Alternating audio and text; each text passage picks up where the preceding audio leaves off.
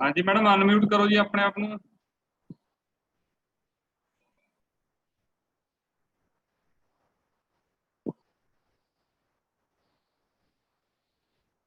Madam unmute करो अपने आप ਨੂੰ।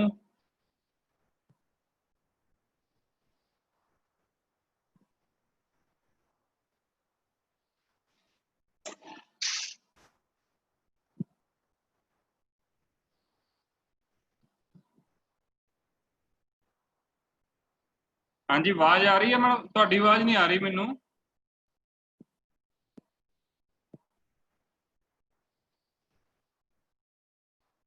ਤੁਹਾਡੀ आवाज नहीं आ रही मैडम। हेलो मैडम, आवाज नहीं आ रही ਤੁਹਾਡੀ।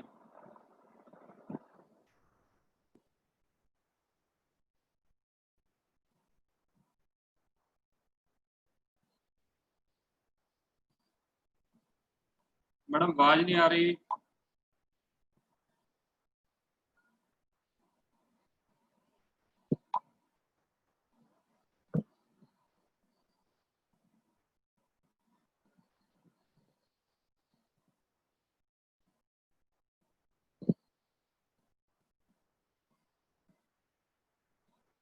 हेलो हेलो हेलो मैडम, आवाज नहीं आ रही।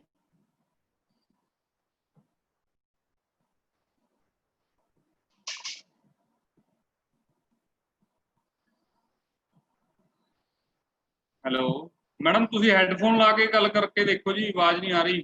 ਹੈੱਡਫੋਨ ਲਾ ਕੇ ਜਾਂ ਹੈੱਡਫੋਨ ਉਤਾਰ ਕੇ, ਜੇ ਲੱਗੇ ਹੋਏ ਤਾਂ ਉਤਾਰ ਦਿਓ, ਜੇ ਉਤਾਰੇ ਹੋਏ ਆ ਤਾਂ ਲਾ ਲਓ। हेलो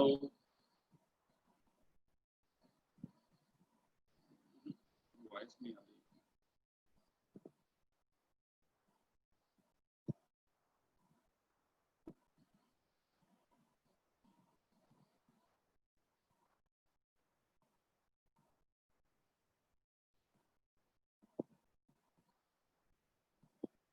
हेलो हेलो वॉइस नहीं आ रही मैडम।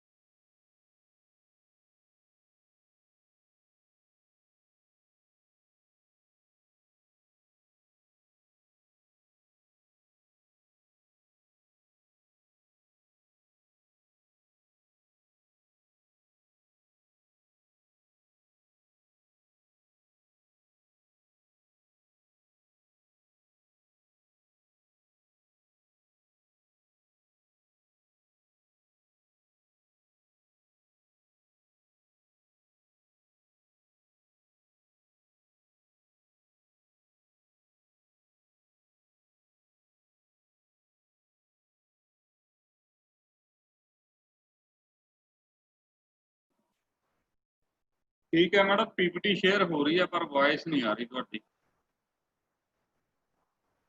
पीपीटी शेयर हो रही है जी।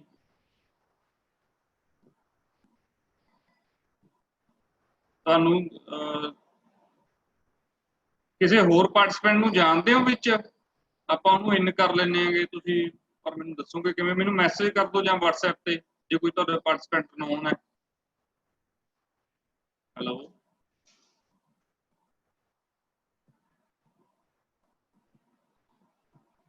ਹੈਲੋ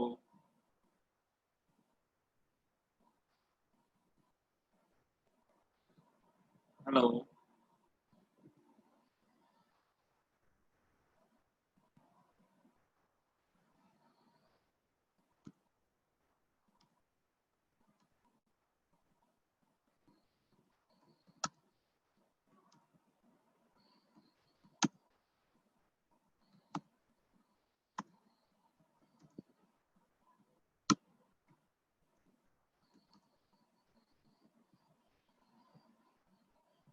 हेलो मैडम, वॉइस नहीं आ रही जी।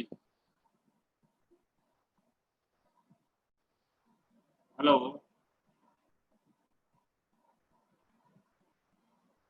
मैडम, एक बार स्पीकर उतार के गल करके देखो जी।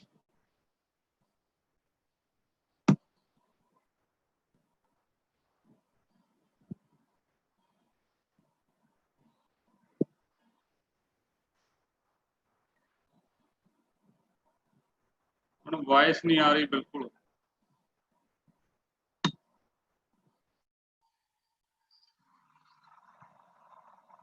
हेलो हेलो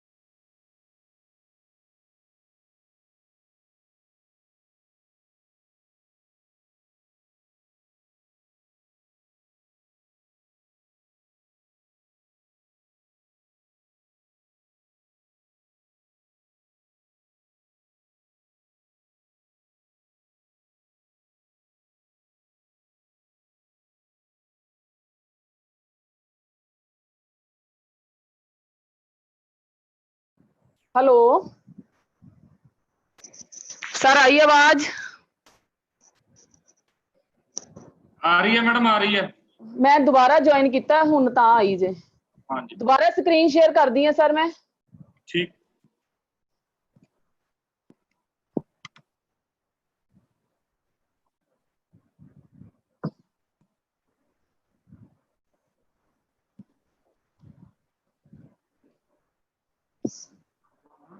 हाँ जी सर, ठीक हो ना? हाँ जी ठीक है मैडम, तुसी करो स्टार्ट। Okay sir.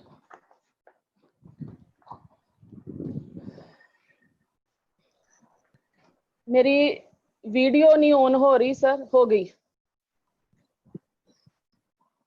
सत श्री अकाल, मैं Manjinder Kaur, swing technology instructor, government ITI SC Fatehgarh चूड़ियां तो विभाग के समूह डायरैक्टर साहिबान, निमी ऑनलाइन चैनल के डायरैक्टर श्री विजेंद्र धवन जी, आईटोर के अफसर साहिबान ते मेरे साथी इंस्ट्रक्टर ते अज निमी ऑनलाइन चैनल के माध्यम लाई ट्रेनिंग ले रहे समूह सिक्ख्यार्थियों का बहुत बहुत स्वागत है। ते मेरा अज का जोड़ा विषय है प्रिंसीपल ऑफ एजुकेशन, उसनू शुरू करने तो पहले असी अपने ITI बारे थोड़ी जी जानकारी देंगे कि मेरी ITI जिला गुरदासपुर विच तहसील बटाला, डिस्ट्रिक्ट गुरदासपुर, तहसील बटाला, कस्बा फतेहगढ़ चूड़ियां दे विच स्थित है। इत्थे चल रहे trade sewing technology, surveyor, COPA, electrician, electronics, mechanic और एडमिशन के रिगार्डिंग अगर कोई भी क्वेरी है, किसी ने डिटेल या कॉन्टैक्ट नंबर नीचे दिते गए हैं, ईमेल एड्रैस दिता गया, प्रिंसीपल सर नू कॉन्टैक्ट कर सकते हैं। इस तो बाद मिशन वर्चुअल प्लेसमेंट ਜਿਹੜੀ ਕਿ ਲੁਧਿਆਣਾ ਦੇ ਵਿੱਚ ਚੱਲ ਰਹੀ ਹੈ, ਜਿੱਥੇ ਬੱਚਿਆਂ ਦੇ ਵਰਚੁਅਲ ਆਨਲਾਈਨ ਜਿਹੜੇ ਉਹਨਾਂ ਦੇ ਇੰਟਰਵਿਊ ਕੀਤੀ ਜਾਏਗੀ, ਆਨਲਾਈਨ ਪਰਫਾਰਮੇ ਫਿਲ ਕੀਤੇ ਜਾਣਗੇ, ਜਿਹਦੇ ਵਿੱਚ ਮਸ਼ੀਨਿਸਟ, ਟਰਨਰ, ਫਿਟਰ ਤੇ ਵੈਲਡਰ, ਹੋਰ ਟ੍ਰੇਡਾਂ ਨਾਲ ਸੰਬੰਧਿਤ ਜਿਹੜੇ ਕੁਸ਼ਲ ਕਾਰੀਗਰ ITIs ਦੇ ਜਿਹੜੇ ਟ੍ਰੇਨੀ ਹੈ ਉਹਨਾਂ ਦੀ ਜ਼ਰੂਰਤ ਹੈ। ਤੇ ਸਾਰੇ ਆਪਣੇ ਆਲੇ ਦੁਆਲੇ ਆਪਣੇ ਭੈਣ ਭਰਾਵਾਂ ਨੂੰ ਜਿਨ੍ਹਾਂ ਨੂੰ ਵੀ ਇਸ ਨੌਕਰੀ ਦੀ ਜ਼ਰੂਰਤ ਹੈ, ਉਹ ਨੀਚੇ ਦਿੱਤੇ ਗਏ ਲਿੰਕ ਦੇ ਉੱਤੇ ਜੁਆਇਨ ਕਰ ਸਕਦਾ ਹੈ।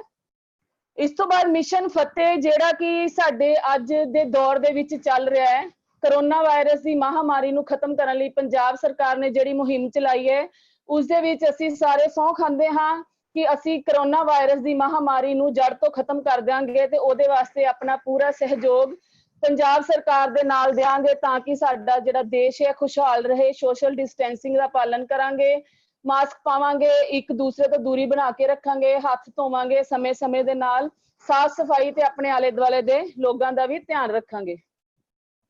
ਹੁਣ ਅਸੀਂ ਆਉਂਦੇ ਹਾਂ ਆਪਣੇ ਵਿਸ਼ੇ ਦੇ ਉੱਪਰ।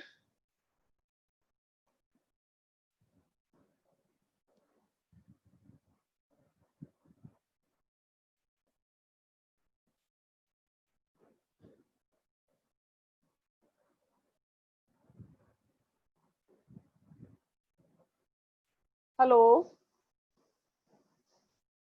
हाँ जी मैडम कंटिन्यू करो। हाँ जी सर, वो पीपीटी दूसरी शेयर होगी।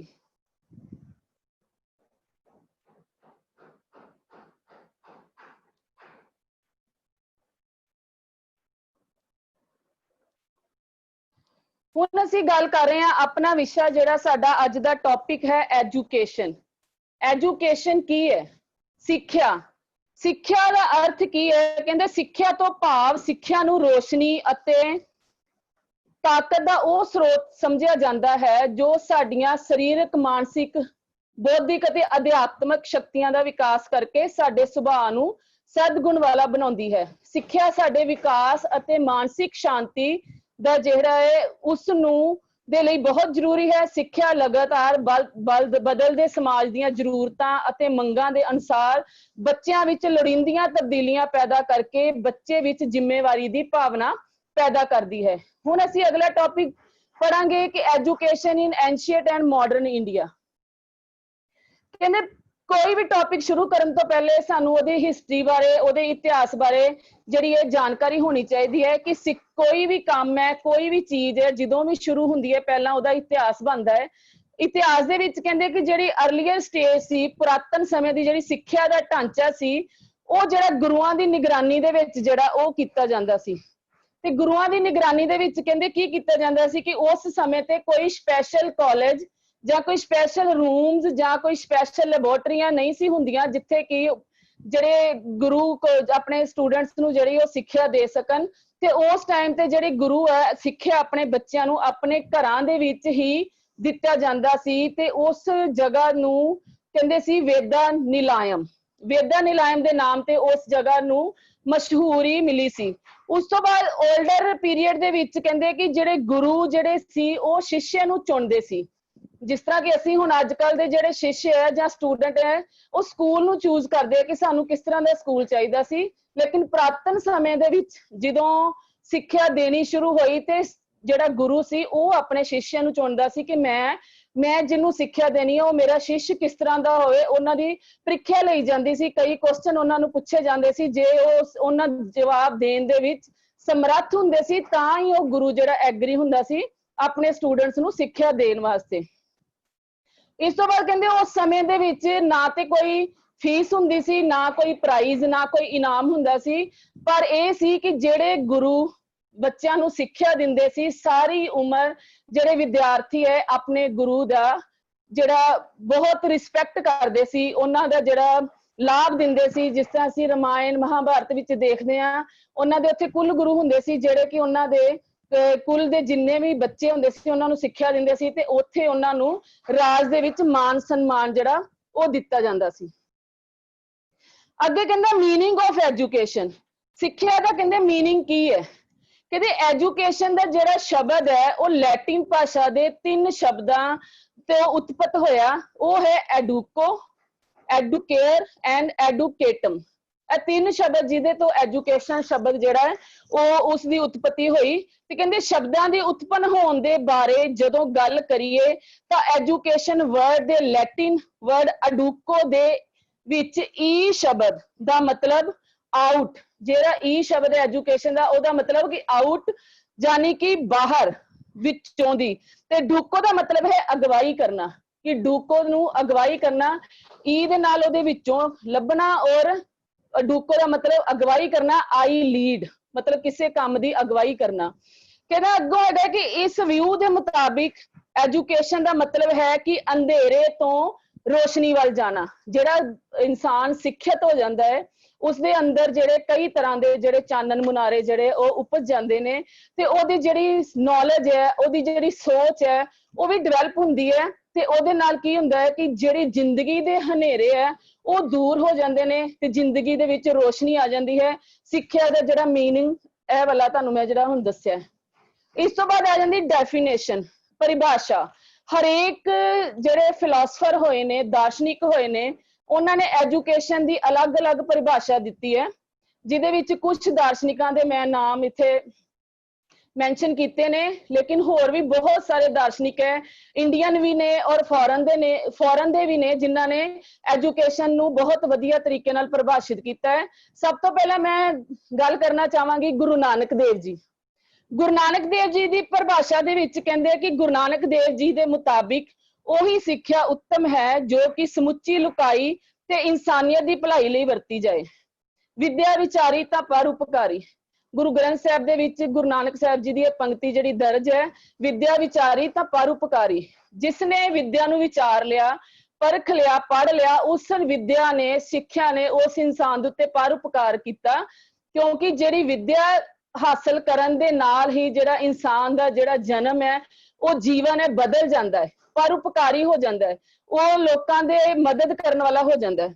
ਕਹਿੰਦੇ ਉਹਨਾਂ ਦੇ ਮੁਤਾਬਿਕ ਵਿਦਿਆ ਸਮਾਜਿਕ, ਅਧਿਆਤਮਿਕ, ਗਿਆਨ, ਬੁੱਧੀਜੀਵੀ ਚੰਗੇ ਗੁਣਾਂ ਨੂੰ ਇਨਸਾਨਾਂ ਦੇ ਵਿੱਚ ਸਕਰੀਏ ਕਰਨਾ ਤਾਂ ਕਿ ਉਹ ਮਦਦਗਾਰ, ਹਲੀਮੀ ਵਾਲੇ, ਨਿਡਰ, ਲਗਨ, ਠਹਿਰੇ ਵਾਲੇ, ਇਮਾਨਦਾਰ, ਸਾਫ਼ ਸੁਥਰੇ ਤੇ ਅਨੁਸ਼ਾਸਿਤ ਬਣ ਸਕਣ। ਅੱਗੇ ਕਹਿੰਦੇ ਚਾਣਕਿਆ ਦੀ ਜਿਹੜੀ ਪਰਿਭਾਸ਼ਾ ਹੈ ਐਜੂਕੇਸ਼ਨ ਦੇ ਬਾਰੇ, ਉਹ ਕਹਿੰਦੇ ਕਿ ਵਿਦਿਆ ਨਾ ਮਤਲਬ ਕਿ ਸਿੱਖਿਆ ਦੇਸ਼ ਵਾਸਤੇ ਤੇ ਸਿਖਲਾਈ ਹੈ, ਬਲਕਿ ਰਾਸ਼ਟਰ ਲਈ ਪਿਆਰ ਹੈ। ਚਾਣਕਿਆ ਕਹਿੰਦੇ ਕਿ ਜਿਹੜੀ ਐਜੂਕੇਸ਼ਨ ਹੈ ਉਹ ਆਪਣੀ ਰਾਸ਼ਟਰ ਨੂੰ ਪਿਆਰ ਕਰਨ ਵਾਲੀ ਹੈ। ਅੱਗੇ ਸ਼ੰਕਰਾਚਾਰੀਆ ਜੀ ਦੇ ਅਨੁਸਾਰ ਹੈ ਕਿ ਸਿੱਖਿਆ ਆਪਣੇ ਆਪ ਨੂੰ ਜਾਣਨ ਦੀ ਪ੍ਰਾਪਤੀ ਹੈ, ਇਹ ਆਤਮ ਪ੍ਰਾਪਤੀ ਹੈ। ਜਿਸਨੇ ਸਿੱਖਿਆ ਨੂੰ ਜਾਣ ਲਿਆ, ਉਹਦੇ ਅੰਦਰ ਜਿਹੜੀ ਉਹਦੀ ਆਤਮਾ ਹੈ ਉਹਦੇ ਵਿੱਚੋਂ ਵੀ ਚੰਗੇ ਜਿਹੜੇ ਵਿਚਾਰ ਹੈ ਉਹ ਨਿਕਲਣੇ ਸ਼ੁਰੂ ਹੋ ਜਾਂਦੇ ਹਨ। ਅੱਗੇ ਮਹਾਤਮਾ ਗਾਂਧੀ ਜੀ ਦੇ ਅਨੁਸਾਰ ਹੈ ਕਿ ਸਿੱਖਿਆ ਬੱਚੇ ਚੋਂ, ਆਦਮੀ ਦੇ ਸਰੀਰ ਚੋਂ, ਉਸ ਦੀ ਆਤਮਾ ਚੋਂ ਉਹ ਸਭ ਕੁਝ ਚੰਗਾ ਕੱਢਣਾ ਜਿਹੜਾ ਕਿ ਉਹਦੇ ਅੰਦਰ ਹੈ, ਉਸਨੂੰ ਬਾਹਰ ਕੱਢਣਾ ਹੈ ਐਜੂਕੇਸ਼ਨ ਦੇ ਨਾਲ। ਹੁਣ ਤੁਸੀਂ ਦੇਖੋ ਤੁਹਾਡੇ ਅੰਦਰ, ਸਾਰਿਆਂ ਦੇ ਅੰਦਰ ਕੋਈ ਨਾ ਕੋਈ ਗੁਣ ਛੁਪਿਆ ਹੋਇਆ ਹੈ ਔਰ ਤੁਹਾਡਾ ਟੀਚਰ ਤੁਹਾਡੇ ਉਹਨਾਂ ਗੁਣਾਂ ਨੂੰ ਪਰਖ ਕੇ ਤੁਹਾਡੇ ਵਿੱਚੋਂ ਗੁਣ ਕੱਢਦਾ ਹੈ ਕਿ ਤੁਹਾਡੇ ਵਿੱਚ ਇਹ ਟੈਲੈਂਟ ਹੈ। ਉਹ ਤੁਹਾਨੂੰ ਉਸੇ ਤਰੀਕੇ ਨਾਲ ਹੀ ਪ੍ਰੇਰਿਤ ਕਰੇਗਾ ਕਿ ਜੋ ਤੁਹਾਡੇ ਅੰਦਰ ਗੁਣ ਛੁਪੇ ਹੋਏ ਹੈ ਉਹ ਬਾਹਰ ਨਿਕਲਣ ਤੇ ਤੁਸੀਂ ਉਹਨਾਂ ਦਾ ਸਹੀ ਤਰੀਕੇ ਨਾਲ ਲਾਭ ਲੈ ਸਕੋ। ਉਸ ਤੋਂ ਬਾਅਦ ਪੈਸਟਾਲੋਜੀ ਜਿਹੜੇ ਹੋਏ ਨੇ, ਉਹ ਕਹਿੰਦੇ ਇਨਸਾਨ ਦੇ ਅੰਦਰ ਜਨਮ ਜਾਤ ਤੋਂ ਯੋਗਤਾ ਤੇ ਗੁਣ ਹਨ ਤੇ ਉਹ ਲਗਾਤਾਰ ਵਿਕਸਿਤ ਕਰਨਾ ਹੈ।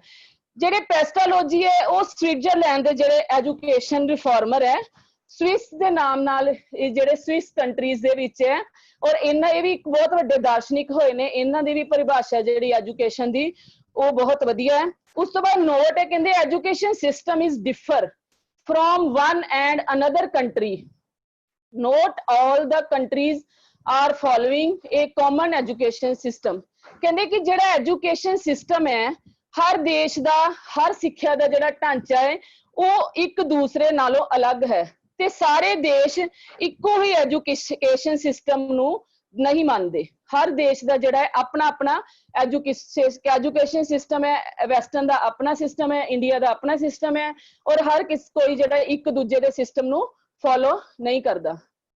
ਹੁਣ ਅਸੀਂ ਗੱਲ ਕਰਦੇ ਹਾਂ, ਜਿੱਥੇ ਅਸੀਂ ਸਿੱਖਿਆ ਦੀ ਗੱਲ ਕੀਤੀ ਉੱਥੇ ਨਾਲ ਹੀ ਅਸੀਂ ਜਿਹੜੇ ਤੁਸੀਂ ਬੱਚੇ ਜਾਂ ਅਸੀਂ ਟ੍ਰੇਨਿੰਗ ਦੇ ਰਹੇ ਹਾਂ ਟੈਕਨੀਕਲ ਐਜੂਕੇਸ਼ਨ ਦੀ।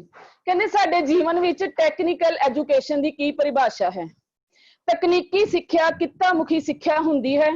ਤਕਨੀਕੀ ਸਿੱਖਿਆ ਦੂਸਰੀ ਐਜੂਕੇਸ਼ਨ ਜਿਹੜੀ ਅਸੀਂ ਸਕੂਲੀ ਕਰਦੇ ਹਾਂ ਉਹ ਇੱਕ ਸਿੱਖਿਆ ਹੈ, ਔਰ ਟੈਕਨੀਕਲ ਸਿੱਖਿਆ ਜਿਹੜੀ ਹੁੰਦੀ ਹੈ ਜਿਹਦੇ ਨਾਲ ਸਟੂਡੈਂਟ ਜਿਹੜਾ ਹੈ ਉਹ ਸਕਿਲਡ ਬਣਦਾ ਹੈ, ਕਿੱਤਾ ਮੁਖੀ ਕੋਰਸ ਕਰਦਾ ਹੈ, ਰੁਜ਼ਗਾਰ ਪ੍ਰਾਪਤ ਕਰਦਾ ਹੈ। ਉਹ ਸਿੱਖਿਆ ਦਾ ਵੀ ਸਾਡੀ ਜਿਹੜੀ ਜੀਵਨ ਦੇ ਵਿੱਚ ਬਹੁਤ ਹੀ ਵੱਧ ਮਹੱਤਵਪੂਰਨ ਹੈ, ਕਿਉਂਕਿ ਜਿਸ ਇਨਸਾਨ ਨੇ ਦੁਨੀਆ ਤੇ ਜਨਮ ਲਿਆ ਉਸਨੇ ਆਪਣਾ ਪਾਲਣ ਪੋਸ਼ਣ ਕਰਨਾ, ਆਪਣੇ ਪਰਿਵਾਰ ਦਾ ਨਿਰਵਾਹ ਕਰਨਾ ਹੈ। ਉਹਦੇ ਵਾਸਤੇ ਉਸਨੂੰ ਸਕਿਲਡ ਹੋਣਾ ਪਏਗਾ, ਉਹਦੇ ਵਾਸਤੇ ਉਸਨੂੰ ਹੁਨਰਮੰਦ ਹੋਣਾ ਪਏਗਾ ਤੇ ਉਹਦੇ ਵਾਸਤੇ ਜਿਹੜੀ ਸਿੱਖਿਆ ਲੈਣੀ ਹੈ ਉਹ ਸਾਨੂੰ ਆਪਣੀ ਟੈਕਨੀਕਲ ਐਜੂਕੇਸ਼ਨ ਬੋਰਡ ਦੇ ਥਰੂ ਜਿਹੜੇ ਚਲਾਏ ਜਾ ਰਹੇ ਕੋਰਸ ਹੈ ਉਹਨਾਂ ਤੋਂ ਹਾਸਲ ਕਰਕੇ ਹੀ ਅਸੀਂ ਹਾਸਲ ਕਰ ਸਕਦੇ ਹਾਂ।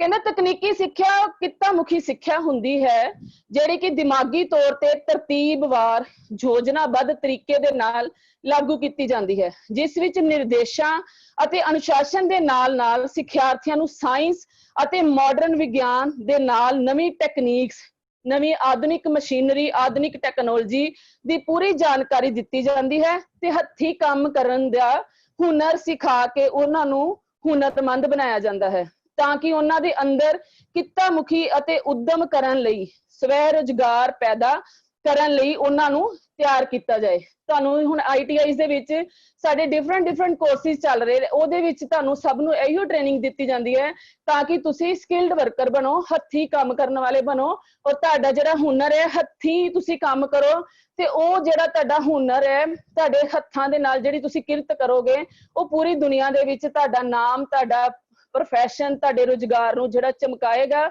ਜਿਹਦੇ ਨਾਲ ਵਧੀਆ ਸਕਿਲਡ ਵਰਕਰ ਜਿਹੜੇ ਆ ਅੱਛੀ ਸੈਲਰੀ ਲੈ ਕੇ ਆਪਣੇ ਪਰਿਵਾਰ ਦਾ ਜੀਵਨ ਨਿਰਵਾਹ ਜਿਹੜਾ ਵਧੀਆ ਤਰੀਕੇ ਨਾਲ ਕਰ ਸਕਦੇ ਹਨ। ਕਹਿੰਦੇ ਜਿਸ ਤਰ੍ਹਾਂ ਕਿ ਅਸੀਂ ITI ਦੀ ਐਗਜ਼ਾਮਪਲ ਹੀ ਲੈ ਲਈਏ, ਕਹਿੰਦੇ ਤਕਨੀਕੀ ਸਿੱਖਿਆ ਪ੍ਰਾਪਤ ਕਰਨ ਵਾਲੇ ਸਿੱਖਿਆਰਥੀ ਆਪਣੀ ਜ਼ਿੰਦਗੀ ਬਸਰ ਕਰਨ ਦੇ ਲਈ ਸਮਾਜਿਕ ਤੌਰ ਤੇ ਚੰਗਾ ਮੁਕਾਮ ਹਾਸਲ ਕਰਨ ਤੇ ਯੋਗ ਬਣਾਇਆ ਜਾ ਸਕੇ। ਕਹਿੰਦੇ ਪੂਰਾ ਐਜੂਕੇਸ਼ਨ ਸਿਸਟਮ ਜਿਹੜਾ ਹੈ ਇਸ ਟੈਕਨੀਕਲ ਐਜੂਕੇਸ਼ਨ ਇੱਕ ਮਹੱਤਵਪੂਰਨ ਅਤੇ ਮੁੱਖ ਭੂਮਿਕਾ ਨਿਭਾਉਂਦੀ ਹੈ, ਨਾ ਕਿ ਮੁੱਖ ਭੂਮਿਕਾ ਹੀ ਨਿਭਾਉਂਦੀ ਹੈ ਸਗੋਂ ਦੇਸ਼ ਦੇ ਆਰਥਿਕ ਅਤੇ ਸਮਾਜਿਕ ਵਿਕਾਸ ਵਿੱਚ ਵੀ ਯੋਗਦਾਨ ਪਾਉਂਦੀ ਹੈ। ਸਿੰਪਲ ਜਿਹੜੀ ਐਜੂਕੇਸ਼ਨ ਹੈ ਉਹ ਅਸੀਂ ਸਿਰਫ ਆਪਣੇ ਗਿਆਨ ਵਿੱਚ ਵਾਧਾ ਕਰਦੇ ਹਾਂ ਜਾਂ ਅਸੀਂ ਉਸ ਐਜੂਕੇਸ਼ਨ ਦੇ ਨਾਲ ਕਿਸੇ ਹੋਰ ਨੂੰ ਗਿਆਨ ਦੇ ਸਕਦੇ ਹਾਂ, ਪਰ ਜਿਹੜੀ ਟੈਕਨੀਕਲ ਐਜੂਕੇਸ਼ਨ ਹੈ ਉਹ ਕਿੱਤਾ ਮੁਖੀ ਕੋਰਸ ਹੈ ਜਿਹਦੇ ਵਿੱਚ ਜਿਹੜਾ ਸਟੂਡੈਂਟਸ ਹੈ, ਜਿਹੜਾ ਟ੍ਰੇਨੀ ਹੈ ਜਾਂ ਕੋਈ ਵੀ ਇਨਸਾਨ ਹੈ ਹੱਥੀਂ ਰੁਜ਼ਗਾਰ ਕਰਨ ਦੇ ਕਾਬਿਲ ਬਣਦਾ ਹੈ। ਇਸ ਲਈ ਸਾਡੀ ਜ਼ਿੰਦਗੀ ਦੇ ਵਿੱਚ ਵੋਕੇਸ਼ਨਲ ਤੇ ਟੈਕਨੀਕਲ ਐਜੂਕੇਸ਼ਨ ਦੀ ਬਹੁਤ ਹੀ ਮਹੱਤਵ ਹੈ। ਅੱਗੋਂ ਗੱਲ ਕਰਦੇ ਹਾਂ ਨੈਰੋ ਮੀਨਿੰਗ, ਸੌੜੀ ਜਿਹੜੀ ਤੰਗ ਸੋਚ ਵਾਲੀ ਜਿਹੜੀ ਹੈ, ਕਹਿੰਦੇ ਐਜੂਕੇਸ਼ਨ ਦਾ ਜਿਹੜਾ ਨੈਰੋ ਭਾਵ ਕੀ ਹੈ। ਨੈਰੋ ਦਾ ਮਤਲਬ ਹੁੰਦਾ ਬਹੁਤ ਤੰਗ, ਟਾਈਟ, ਕੁਛ ਜਿਹੜੇ ਹੈਗੇ ਮੀਨਿੰਗਸ ਜਿਨ੍ਹਾਂ ਦੇ ਕਿ ਐਜੂਕੇਸ਼ਨ ਨੂੰ ਬੜੀ ਤੰਗ ਸੋਚ ਵਾਲਾ ਸੋਚਦੇ ਆ। ਉਹ ਕਹਿੰਦੇ ਕਿ ਤੰਗ ਸੋਚ ਦੇ ਮੁਤਾਬਿਕ ਇਹ ਇੱਕ ਤਰਤੀਬਵਾਰ ਚੱਲਣ ਵਾਲੀ ਰਸਮੀ ਪ੍ਰਕਿਰਿਆ ਹੈ ਜਿਹੜੀ ਕਿ ਕਿਸੇ ਖਾਸ ਸੰਯੁਕਤ ਅਤੇ ਸਕੂਲ, ਕਾਲਜ ਅਤੇ ਯੂਨੀਵਰਸਿਟੀ ਦੇ ਵਿੱਚ ਮਿੱਥੇ ਸਮੇਂ ਕਾਲ ਦੇ ਦੌਰਾਨ ਦਿੱਤੀ ਜਾਂਦੀ ਹੈ। ਜਿਸ ਤਰ੍ਹਾਂ ਕਿ ਅਸੀਂ ਕਿਤੇ ਐਡਮਿਸ਼ਨ ਲੈਣੇ ਆ, ਕੋਈ ਕੋਰਸ ਹੈ, ਉਹਦਾ ਇੱਕ ਲਿਮਿਟ ਟਾਈਮ ਹੈ ਕਿ 1 ਸਾਲ ਦਾ ਕੋਰਸ ਹੈ। ਜਿਸ ਤਰ੍ਹਾਂ ਸਾਡੀ ITI ਵਿੱਚ ਹੀ ਅਗਸਤ 'ਚ ਐਡਮਿਸ਼ਨ ਹੋ ਕੇ ਕਲਾਸਾਂ ਸ਼ੁਰੂ ਹੋਣੀਆਂ ਹੈ ਔਰ ਉਹਦੇ ਜੁਲਾਈ ਦੇ ਵਿੱਚ ਐਗਜ਼ਾਮ ਹੋਣੇ। 1 ਸਾਲ ਦਾ ਕੋਰਸ ਦਾ ਟਾਈਮ ਪੀਰੀਅਡ ਲਿਮਿਟ ਕਰ ਦਿੱਤਾ ਹੈ ਕਿ ਇਸ ਕੋਰਸ ਨੇ ਇੰਨੇ ਦੇਰ 'ਚ ਖਤਮ ਹੋਣਾ ਹੈ, ਇਹਦੇ ਵਿੱਚ ਅਸੀਂ ਇਹ ਵਾਲਾ ਸਿਲੇਬਸ ਕਰਾਉਣਾ ਹੈ ਔਰ ਇੰਨੇ ਇਹਦੇ ਮਾਰਕਸ ਹੈ, ਪਾਸਿੰਗ ਮਾਰਕਸ ਇੰਨੇ ਹੈ, ਇਹ ਇਹਦਾ ਗ੍ਰੇਡਿੰਗ ਹੈ। ਇਹ ਸਾਰਾ ਜਿਹੜਾ ਸਿਸਟਮ ਹੈ ਸਾਡੀ ਨੈਰੋ ਮੀਨਿੰਗ ਐਜੂਕੇਸ਼ਨ 'ਚ ਆ ਜਾਂਦਾ ਹੈ। ਕਹਿੰਦੇ ਜਿਹੜਾ ਟੀਚਰ ਹੈ ਇਹ ਇੱਕ ਰਸਮੀ ਤੇ ਸਿਲੇਬਸ ਢਾਂਚਾ ਹੈ ਜਿਸ ਦਾ ਮੁਲਾਂਕਣ ਪ੍ਰੀਖਿਆ ਵਿੱਚ ਲਏ ਗਏ ਨੰਬਰ ਅਤੇ ਗ੍ਰੇਡ ਦੇ ਮੁਤਾਬਿਕ ਕੀਤਾ ਜਾਂਦਾ ਹੈ। ਕਹਿੰਦੇ ਜਿਸ ਵਿੱਚ ਅਧਿਆਪਕ ਆਪਣੇ ਵੱਲੋਂ ਪੂਰੀ ਕੋਸ਼ਿਸ਼ ਕਰਦਾ ਹੈ ਕਿ ਸਿੱਖਿਆਰਥੀਆਂ ਨੂੰ ਜ਼ਰੂਰੀ, ਲਾਭਦਾਇਕ ਅਤੇ ਮਹੱਤਵਪੂਰਨ ਪਾਠ ਪੜ੍ਹਾਉਂਦਾ ਹੈ ਤਾਂ ਜੋ ਉਹਨਾਂ ਦੇ ਸੁਭਾਅ ਅਤੇ ਚੇਤਨਾ ਦਾ ਵਿਕਾਸ ਹੋ ਸਕੇ। ਭਾਵੇਂ ਕਿ ਲਿਮਿਟਡ ਟਾਈਮ ਹੁੰਦਾ ਹੈ ਇਸ ਕੋਈ ਵੀ ਐਜੂਕੇਸ਼ਨ ਲੈਣ ਦਾ, ਜਿਸ ਤਰ੍ਹਾਂ 10th ਪਾਸ ਕਰਨ ਲਈ 1 ਸਾਲ ਦਾ ਕੋਰਸ ਹੈ, ਉਹਦੇ 'ਚ 4 ਯੂਨਿਟ ਬਣਾ ਦਿੰਦੇ ਆ। ਫਸਟ ਯੂਨਿਟ 'ਚ ਅਸੀਂ 6 ਚੈਪਟਰ ਕਰਨੇ ਆ, ਸੈਕਿੰਡ 'ਚ 3 ਕਰਨੇ ਆ, ਥਰਡ 'ਚ ਅਸੀਂ ਅਗਲੇ 4 ਕਰਨੇ ਆ। ਮਤਲਬ ਲਿਮਿਟ ਫਿਕਸ ਕਰ ਦਿੰਦੇ ਕਿ ਇੰਨੇ ਟਾਈਮ 'ਚ ਅਸੀਂ ਇਹ ਸਿਲੇਬਸ ਖਤਮ ਕਰਨਾ ਹੈ। ਇਹ ਸਾਡਾ ਜਿਹੜੀ ਤੰਗ ਸੋਚ ਜਿਹੜੀ ਹੈ ਉਹਦੇ ਮੀਨਿੰਗ ਹੈ ਐਜੂਕੇਸ਼ਨ ਦਾ। ਅੱਗੇ ਆ ਜਾਂਦਾ ਸਾਡਾ ਬ੍ਰੌਡਰ ਮੀਨਿੰਗ ਆਫ ਐਜੂਕੇਸ਼ਨ, ਖੁੱਲਾ ਤੇ ਵਿਸ਼ਾਲ ਮਤਲਬ ਕਹਿੰਦੇ ਐਜੂਕੇਸ਼ਨ ਦਾ ਕੀ ਹੈ। ਵਿਸ਼ਾਲ ਭਾਵ ਵਿੱਚ ਕਹਿੰਦੇ ਸਿੱਖਿਆ ਇੱਕ ਲਗਾਤਾਰ ਚੱਲਣ ਵਾਲੀ ਪ੍ਰਕਿਰਿਆ ਹੈ ਤਾਂ ਜੋ ਜ਼ਿੰਦਗੀ ਦੇ ਇੱਕ ਸਿਰੇ ਤੋਂ ਸ਼ੁਰੂ ਹੋ ਕੇ ਦੂਜੇ ਸਿਰੇ ਤੋਂ ਖਤਮ ਹੁੰਦੀ ਹੈ। ਇਸ ਕਰਕੇ ਸਿੱਖਿਆ ਦੀ ਮਹੱਤਤਾ ਇੱਕ ਆਦਮੀ ਤੋਂ ਦੂਸਰੀ ਆਦਮੀ ਤੱਕ ਵੱਖਰੀ ਹੈ। ਹਰ ਬੰਦੇ ਨੇ ਜਿੰਨੇ ਸਿੱਖਿਆ ਲਈ ਹੈ, ਐਜੂਕੇਸ਼ਨ ਲਈ ਹੈ, ਉਹਦਾ ਮੀਨਿੰਗ ਉਹਦੀ ਲਾਈਫ ਵਿੱਚ ਅਲੱਗ ਹੈ ਕਿਉਂਕਿ ਉਸ ਬੰਦੇ ਨੇ ਜੋ ਸਿੱਖਿਆ ਗ੍ਰਹਿਣ ਕੀਤੀ ਹੈ ਉਸਨੇ ਉਸਨੂੰ ਆਪਣੀ ਜ਼ਿੰਦਗੀ 'ਚ ਜਿਸ ਤਰ੍ਹਾਂ ਵੀ ਇੰਪਲੀਮੈਂਟ ਕੀਤਾ ਹੈ ਉਹਦਾ ਮੀਨਿੰਗ ਉਹਦੇ ਲਈ ਅਲੱਗ ਹੈ, ਦੂਸਰੇ ਬੰਦੇ ਲਈ ਅਲੱਗ ਹੈ। ਕਹਿੰਦੇ ਕਿ 1% to person ਜਿਹੜਾ ਇਹਦਾ ਮੀਨਿੰਗ ਜਿਹੜਾ ਐਜੂਕੇਸ਼ਨ ਦਾ ਉਹ ਚੇਂਜ ਹੁੰਦਾ ਰਹਿੰਦਾ ਹੈ ਔਰ ਇਹ ਇੱਕ ਲੰਬੀ ਪ੍ਰਕਿਰਿਆ ਹੈ, ਸਾਰੀ ਉਮਰ ਚੱਲਣ ਵਾਲੀ, ਜਿਹੜੀ ਕਿ ਜਨਮ ਤੋਂ ਸ਼ੁਰੂ ਹੋ ਕੇ ਮਰਨ ਤੱਕ ਅਸੀਂ ਸਿੱਖਦੇ ਹੀ ਰਹਿੰਦੇ ਹਾਂ ਆਪਣੇ ਆਲੇ ਦੁਆਲੇ ਤੋਂ, ਆਪਣੇ ਆਸ ਪੜੋਸ ਤੋਂ। ਇਸ ਵਿੱਚ ਸਿੱਖਿਆ ਨਾ ਤਾਂ ਅਧਿਆਪਕ ਹੈ ਨਾ ਪੜ੍ਹਾਈ ਹੈ। ਪੜ੍ਹਾਈ ਤਾਂ ਨਕਲੀ ਅਤੇ ਸੀਮਤ ਕਾਰਜ ਹੈ। ਇਹ ਬੱਚੇ ਨੂੰ ਸੀਮਤ ਸਮੇਂ ਅਤੇ ਸਥਾਨ ਤੱਕ ਹੀ ਪ੍ਰਭਾਵਿਤ ਰੱਖਦੀ ਹੈ। ਕਹਿੰਦੇ ਵਿਸ਼ਾਲ ਅਰਥ ਵਿੱਚ ਸਿੱਖਿਆ ਸਕੂਲ ਦੀ ਪੜ੍ਹਾਈ ਜਾਂ ਅਧਿਆਪਕ ਨਾਲ ਸੰਬੰਧਿਤ ਨਹੀਂ ਰੱਖਦੀ, ਜਿਸ ਦਾ ਭਾਵ ਵਿਅਕਤੀ ਨੂੰ ਇਸ ਜਾਂ ਉਸ ਕਿਸਮ ਦਾ ਵਿਸ਼ੇਸ਼ज्ञ ਬਣਾਉਣਾ ਹੈ ਜਾਂ ਉਸ ਨੂੰ ਪੜ੍ਹਨਾ ਤੇ ਲਿਖਣਾ ਸਿਖਾਉਣਾ ਹੈ। ਵਿਸ਼ਾਲ ਭਾਵ ਵਿੱਚ ਸਿੱਖਿਆ ਤੋਂ ਭਾਵ ਹੈ ਲੋਕਾਂ ਨੂੰ ਉਹ ਸਾਰੀਆਂ ਵਿਸ਼ੇਸ਼ਤਾਵਾਂ ਸਿਖਾਉਣਾ ਹੈ ਜਿਹੜੀਆਂ ਉਹਨਾਂ ਦੇ ਇੱਕ ਆਮ ਅਤੇ ਸਭ्य ਇਨਸਾਨ ਦੇ ਤੌਰ ਤੇ ਰਹਿਣ ਦੇ ਯੋਗ ਬਣਾਉਣ। ਮਤਲਬ ਕਹਿੰਦੇ ਕਿ ਇਹ ਚੀਜ਼ ਨਹੀਂ ਸਿਖਾਣੀ ਕਿ ਉਹਨਾਂ ਨੂੰ ਸਿਰਫ ਅਸੀਂ ਐਜੂਕੇਟ ਹੀ ਕਰਨਾ ਹੈ, ਉਹਨਾਂ ਨੂੰ ਆਪਣੇ ਜੀਵਨ ਦੇ ਵਿੱਚ ਜੋ ਵੀ ਸਟੈਪ ਆਉਂਦੇ ਨੇ, ਜੋ ਵੀ ਪੜਾਅ ਆਉਂਦੇ ਨੇ, ਉਹਨਾਂ ਨੂੰ ਫੇਸ ਕਰਨ ਦੇ ਕਾਬਿਲ ਬਣਾਉਣਾ ਹੈ। ਇਹ ਜਿਹੜੀ ਸਾਡੀ ਬ੍ਰॉडर ਜਿਹੜੀ ਐਜੂਕੇਸ਼ਨ ਦਾ ਮੀਨਿੰਗ ਹੈ ਕਿ ਬਹੁਤ ਵਿਸ਼ਾਲ ਹੈ। ਸਾਰੀ ਉਮਰ ਅਸੀਂ ਕੁਛ ਨਾ ਕੁਛ ਕਿਸੇ ਨਾ ਕਿਸੇ ਕੋਲੋਂ ਸਿੱਖਦੇ ਹੀ ਰਹਿੰਦੇ ਹਾਂ। ਜੇ ਉਸ ਨੂੰ ਸਿੱਖ ਕੇ ਅਸੀਂ ਆਪਣੀ ਜੀਵਨ ਦੇ ਵਿੱਚ ਅਪਲਾਈ ਕਰਦੇ ਹਾਂ ਤੇ ਉਹਨੂੰ ਆਪਣੀ ਜੀਵਨ ਦੇ ਵਿੱਚ ਢਾਲ ਕੇ ਕਿਸੇ ਦੀ ਕੋਈ ਦੱਸੀ ਹੋਈ ਗੱਲ ਜਿਹੜੀ ਕਿ ਸਾਨੂੰ ਸਹੀ ਲੱਗਦੀ ਹੈ ਉਹਨੂੰ ਅਸੀਂ ਅਪਲਾਈ ਕਰਦੇ ਹਾਂ ਤਾਂ ਕਿ ਸਾਡਾ ਜਿਹੜਾ ਜੀਵਨ ਜਿਹੜਾ ਵਧੀਆ ਤਰੀਕੇ ਨਾਲ ਗੁਜ਼ਰ ਸਕੇ। ਅੱਗੇ ਜਿਹੜਾ ਫਲੋ ਚਾਰਟ ਤੁਹਾਨੂੰ ਮੈਂ ਦਿਖਾਇਆ ਹੈ ਉਹ ancient period to present education, ਕਿ ਅਸੀਂ ਪ੍ਰੈਜ਼ੈਂਟ ਐਜੂਕੇਸ਼ਨ ਪੁਰਾਤਨ ਕਾਲ ਤੋਂ ਨਵੀਂ ਐਜੂਕੇਸ਼ਨ ਚ ਕਿਸ ਤਰ੍ਹਾਂ ਆਏ। ਇਹਦੇ ਵਿੱਚ ਐਂਸ਼ੀਅੰਟ ਪੀਰੀਅਡ ਵਿੱਚ ਸਭ ਤੋਂ ਪਹਿਲਾਂ ਪਿੱਛੇ ਮੈਂ ਤੁਹਾਨੂੰ ਦੱਸ ਚੁੱਕੀ ਹਾਂ ਕਿ ਵੈਦਿਕ ਪੀਰੀਅਡ ਸ਼ੁਰੂ ਹੋਇਆ ਸੀ ਪੁਰਾਣੇ ਸਮੇਂ 'ਚ, ਫਿਰ ਬੁੱਧਿਸਟ ਪੀਰੀਅਡ। ਵੈਦਿਕ ਪੀਰੀਅਡ ਜਿਹੜਾ 1500 BC ਤੋਂ 600 BC, BC ਦਾ ਮਤਲਬ ਹੁੰਦਾ ਹੈ ਜਿਸ ਇਜ਼ ਕ੍ਰਾਈਸਟ ਦਾ ਜਿਹੜਾ ਜਨਮ ਜਦੋਂ ਹੋਇਆ ਹੈ ਉਸ ਤੋਂ ਬਿਫੋਰ, ਪਹਿਲੇ ਵਾਲਾ ਟਾਈਮ। ਔਰ ਜਿਹੜਾ AD ਹੁੰਦਾ ਹੈ ਉਹ ਹੁੰਦਾ ਹੈ ਕ੍ਰਾਈਸਟ ਦੇ ਜਨਮ ਤੋਂ ਬਾਅਦ ਵਾਲਾ ਟਾਈਮ, ਐਨੀ ਡੋਮਿਨਾਈ। ਇਹ ਜਿਹੜਾ ਸਾਰਾ ਸਾਡਾ ਐਜੂਕੇਸ਼ਨ ਸਿਸਟਮ ਇਹ ਈਸਾ ਦੇ ਜਨਮ ਤੋਂ ਔਰ ਈਸਾ ਦੇ ਬਾਅਦ ਵਾਲਾ ਜਿਹੜਾ ਪੀਰੀਅਡ ਹੈ ਉਹਦੇ ਵਿੱਚ ਹੀ ਡਿਵਾਈਡ ਕੀਤਾ ਗਿਆ ਹੈ। ਵੈਦਿਕ ਪੀਰੀਅਡ ਤੋਂ ਬਾਅਦ ਬੁੱਧਿਸਟ ਪੀਰੀਅਡ ਆ ਗਿਆ, ਫਿਰ ਆ ਗਿਆ ਮੈਡੀਵਲ ਪੀਰੀਅਡ, ਉਸ ਤੋਂ ਬਾਅਦ ਬ੍ਰਿਟਿਸ਼ ਪੀਰੀਅਡ, ਤੇ ਹੁਣ ਐਜੂਕੇਸ਼ਨ ਆਫਟਰ ਇੰਡੀਪੈਂਡੈਂਸ, ਆਜ਼ਾਦੀ ਤੋਂ ਬਾਅਦ ਵਾਲੀ ਜਿਹੜੀ ਐਜੂਕੇਸ਼ਨ ਹੈ। ਇਹ ਇੱਕ ਹੁਣ ਤੁਹਾਨੂੰ ਮੈਂ ਫਲੋ ਚਾਰਟ ਦੇ ਤੋਂ ਬਾਅਦ ਇੱਕ ਪਿਕਚਰਸ ਦੇ ਰਾਹੀਂ ਸਮਝਾਉਣ ਦੀ ਕੋਸ਼ਿਸ਼ ਕੀਤੀ ਹੈ ਕਿ ਐਂਸ਼ੀਅੰਟ ਪੀਰੀਅਡ ਜਿਹੜਾ ਹੈ, ਵੈਦਿਕ ਪੀਰੀਅਡ ਜਿਹੜਾ ਗੁਰੂਆਂ ਦੁਆਰਾ ਦੇਖੋ ਸਿੱਖਿਆ ਦੇ ਰਹੇ ਨੇ, ਉਹਨਾਂ ਦੇ ਜਿਹੜੇ ਸਟੂਡੈਂਟਸ ਕੋਲ ਖੜੇ ਨੇ ਉਹ ਦਰਖਤ ਦੇ ਨੀਚੇ ਬੈਠੇ ਹੈ ਔਰ ਗੁਰੂਕੁਲ ਦੇ ਵਿੱਚ ਸਿੱਖਿਆ ਦਿੱਤੀ ਜਾਂਦੀ ਸੀ। ਔਰ ਵੈਦਿਕ ਪੀਰੀਅਡ ਦੇ ਵਿੱਚ ਜਿਹੜੇ ਹੈ ਸਾਡੇ ਧਰਮ ਗ੍ਰੰਥ ਜਿਹੜੇ ਚਾਰੇ ਵੇਦ ਜਿਹੜੇ ਉਸ ਪੀਰੀਅਡ ਦੇ ਵਿੱਚ ਰਚੇ ਗਏ, ਦਾ ਰਿਗਵੇਦਾ, ਦਾ ਯਜੁਰਵੇਦਾ, ਜਾਂ ਸਮਵੇਦਾ, ਜਾਂ ਅਥਰਵੇਦਾ। ਉਹ ਕਹਿੰਦੇ ਰਿਗਵੇਦਾ ਜਿਹੜਾ ਸਿੱਖਿਆ ਵਿਅਕਤੀ ਨੂੰ ਸਵੈ ਨਿਰਭਰ ਬਣਾਉਂਦੀ ਹੈ ਔਰ ਯਜੁਰਵੇਦ ਕਹਿੰਦੇ ਆ ਕਿ ਇਹ ਵੇਦ ਧਰਮ ਨਿਰਪੱਖ ਹੋਣ ਦੀ ਤਸਵੀਰ ਦੱਸਦੀ ਹੈ। ਔਰ ਸਾਮਵੇਦ ਕਹਿੰਦੇ ਗੀਤਾ ਨਾਲ ਸਜੀ ਕਿਤਾਬ ਹੈ, ਗੀਤਾ ਨਾਲ ਮਤਲਬ ਉਹਦੇ ਚ ਕਹਾਣੀਆਂ ਔਰ ਗੀਤ ਲਿਖੇ ਹੋਏ ਨੇ। ਔਰ ਅਥਰਵੇਦ ਵਿੱਚ ਕਹਿੰਦੇ ਗੁਰੂਕੁਲ ਵਿੱਚ ਸਿੱਖਿਆ ਤੋਂ ਇਲਾਵਾ ਨੈਤਿਕ, ਅਧਿਆਤਮਿਕ ਅਤੇ ਕਿੱਤਾ ਮੁਖੀ ਸਿੱਖਿਆ ਦੇ ਵਿਕਾਸ ਵੱਲ ਵੀ ਧਿਆਨ ਦਿੱਤਾ ਜਾਂਦਾ ਸੀ। ਔਰ ਇਹ ਵੈਦਿਕ ਪੀਰੀਅਡ ਸੀ। ਅੱਗੇ ਆ ਜਾਂਦਾ ਹੈ ਬੁੱਧਿਸਟ ਪੀਰੀਅਡ ਜਿਹੜਾ 600 BC ਤੋਂ 1000 AD। ਇਹਦੇ ਵਿੱਚ ਦੋ ਧਰਮਾਂ ਦਾ ਆਗਮਨ ਹੋਇਆ, ਬੁੱਧ ਧਰਮ ਤੇ ਜੈਨ ਧਰਮ। ਬੁੱਧ ਧਰਮ ਤੇ ਜੈਨ ਧਰਮ ਦੇ ਦੌਰਾਨ ਜਿਹੜੀ ਐਜੂਕੇਸ਼ਨ ਹੁੰਦੀ ਸੀ, ਪਿਕਚਰ 'ਚ ਤੁਸੀਂ ਦੇਖ ਰਹੇ ਹੋ, ਮੱਠ ਦੇ ਵਿੱਚ ਹੁੰਦੀ ਸੀ, ਇੱਕ ਮੱਠ ਬਣੇ ਹੁੰਦੇ ਸੀ ਜਿਸ ਤਰ੍ਹਾਂ ਆਪਾਂ ਦੇ ਹੁਣ ਸਕੂਲ ਹੈ ਉਦੋਂ ਜਿੱਥੇ ਐਜੂਕੇਸ਼ਨ ਦੇਣ ਵਾਸਤੇ ਇੱਕ ਪਾਰਟਿਕੂਲਰ ਜਗ੍ਹਾ ਬਣਾਈ ਹੁੰਦੀ ਸੀ ਉਹਨੂੰ ਮੱਠ ਕਹਿੰਦੇ ਸੀ। ਤੇ ਇਹ ਬੁੱਧਿਸਟ ਪੀਰੀਅਡ ਦੇ ਵਿੱਚ ਸੀ। ਉਸ ਤੋਂ ਬਾਅਦ ਮੈਡੀਵਲ ਪੀਰੀਅਡ ਜਿਹੜਾ ਇਸਲਾਮਿਕ ਰਿਲੀਜੀਅਨ ਦੇ ਨਾਲ ਰਿਲੇਟਡ ਪੀਰੀਅਡ ਸ਼ੁਰੂ ਹੋਇਆ 1200 ਤੋਂ 1800 AD ਦੇ ਵਿੱਚ। ਔਰ ਇੱਥੋਂ ਦੀ ਜਿਹੜੀ ਐਜੂਕੇਸ਼ਨ ਆ ਉਹ ਮਕਦਸਿਆਂ ਵਿੱਚ ਜਾਂ ਮਕਬਰਿਆਂ ਵਿੱਚ ਦਿੱਤੀ ਜਾਂਦੀ ਸੀ। ਔਰ ਮਕਦਸਿਆਂ ਵਿੱਚ ਜਿਹੜੀ ਐਜੂਕੇਸ਼ਨ ਛੋਟੀ ਕਲਾਸ ਵਾਲੀ ਔਰ ਹਾਇਰ ਐਜੂਕੇਸ਼ਨ ਜਿਸ ਤਰ੍ਹਾਂ ਹੁਣ ਸਾਡੀਆਂ ਯੂਨੀਵਰਸਿਟੀ ਹੈ ਇਸ ਤਰ੍ਹਾਂ ਹਾਇਰ ਐਜੂਕੇਸ਼ਨ ਜਿਹੜੀ ਉਹ ਮਦਰਸਿਆਂ ਦੇ ਵਿੱਚ ਦਿੱਤੀ ਜਾਂਦੀ ਸੀ। ਉਸ ਤੋਂ ਬਾਅਦ ਫਿਰ ਸਮਾਂ ਬੀਤਦਾ ਗਿਆ ਤੇ ਸਾਡੀ ਬ੍ਰਿਟਿਸ਼ ਪੀਰੀਅਡ ਸ਼ੁਰੂ ਹੋ ਗਿਆ। ਅੰਗਰੇਜ਼ੀ ਇੰਡੀਅਨ ਜਿਹੜੀ ਹੈ ਈਸਟ ਇੰਡੀਆ ਕੰਪਨੀ ਜਦੋਂ ਭਾਰਤ ਵਿੱਚ ਆਈ ਤੇ ਉਦੋਂ ਐਜੂਕੇਸ਼ਨ ਜਿਹੜਾ ਸਿਸਟਮ ਹੈ ਉਹ ਸਾਡਾ ਬ੍ਰਿਟਿਸ਼ ਪੀਰੀਅਡ ਦੇ ਦੌਰਾਨ ਜਿਹੜਾ ਉਹ ਸ਼ੁਰੂ ਹੋਇਆ ਤੇ ਜਿਹਦੇ ਵਿੱਚ 1793 ਵਿੱਚ ਚਾਰਟਰਡ ਐਕਟ ਜਿਹੜਾ ਸੀ ਉਹ ਲਾਗੂ ਕੀਤਾ ਗਿਆ। ਇਸ ਦੌਰਾਨ ਅਲੱਗ-ਅਲੱਗ ਕਮਿਸ਼ਨ ਬੈਠੇ, ਉਹਨਾਂ ਨੇ ਐਜੂਕੇਸ਼ਨ ਦੇ ਵਿੱਚ ਨਵੇਂ-ਨਵੇਂ ਸੁਧਾਰ ਲਿਆਂਦੇ, ਨਵੀਆਂ-ਨਵੀਆਂ ਟੈਕਨੀਕਸ ਐਡ ਕੀਤੀਆਂ। ਉਹ ਸਾਰੇ ਜਿਹੜੇ 1793 ਵਿੱਚ ਚਾਰਟਰਡ ਐਕਟ ਔਰ 1813 ਚ ਦਾ ਚਾਰਟਰ ਐਕਟ ਆਫ 1813, ਉਸ ਤੋਂ ਬਾਅਦ ਵੁੱਡ ਡਿਸਪੈਚ ਦਾ ਜਿਹੜਾ ਐਜੂਕੇਸ਼ਨ ਸਿਸਟਮ ਸੀ 1854 ਸ਼ੁਰੂ ਹੋਇਆ। ਫਿਰ ਹੰਟਰ ਕਮਿਸ਼ਨ ਦੀ ਜਿਹੜੀ ਰਿਪੋਰਟ ਬਣੀ, ਉਸ ਤੋਂ ਬਾਅਦ ਇੰਡੀਅਨ ਯੂਨੀਵਰਸਿਟੀ ਐਕਟ 1902 ਵਿੱਚ ਤੇ ਫਿਰ Calcutta university commission of ਸੈਡਰਲ commission 1917 ਦੇ ਵਿੱਚ।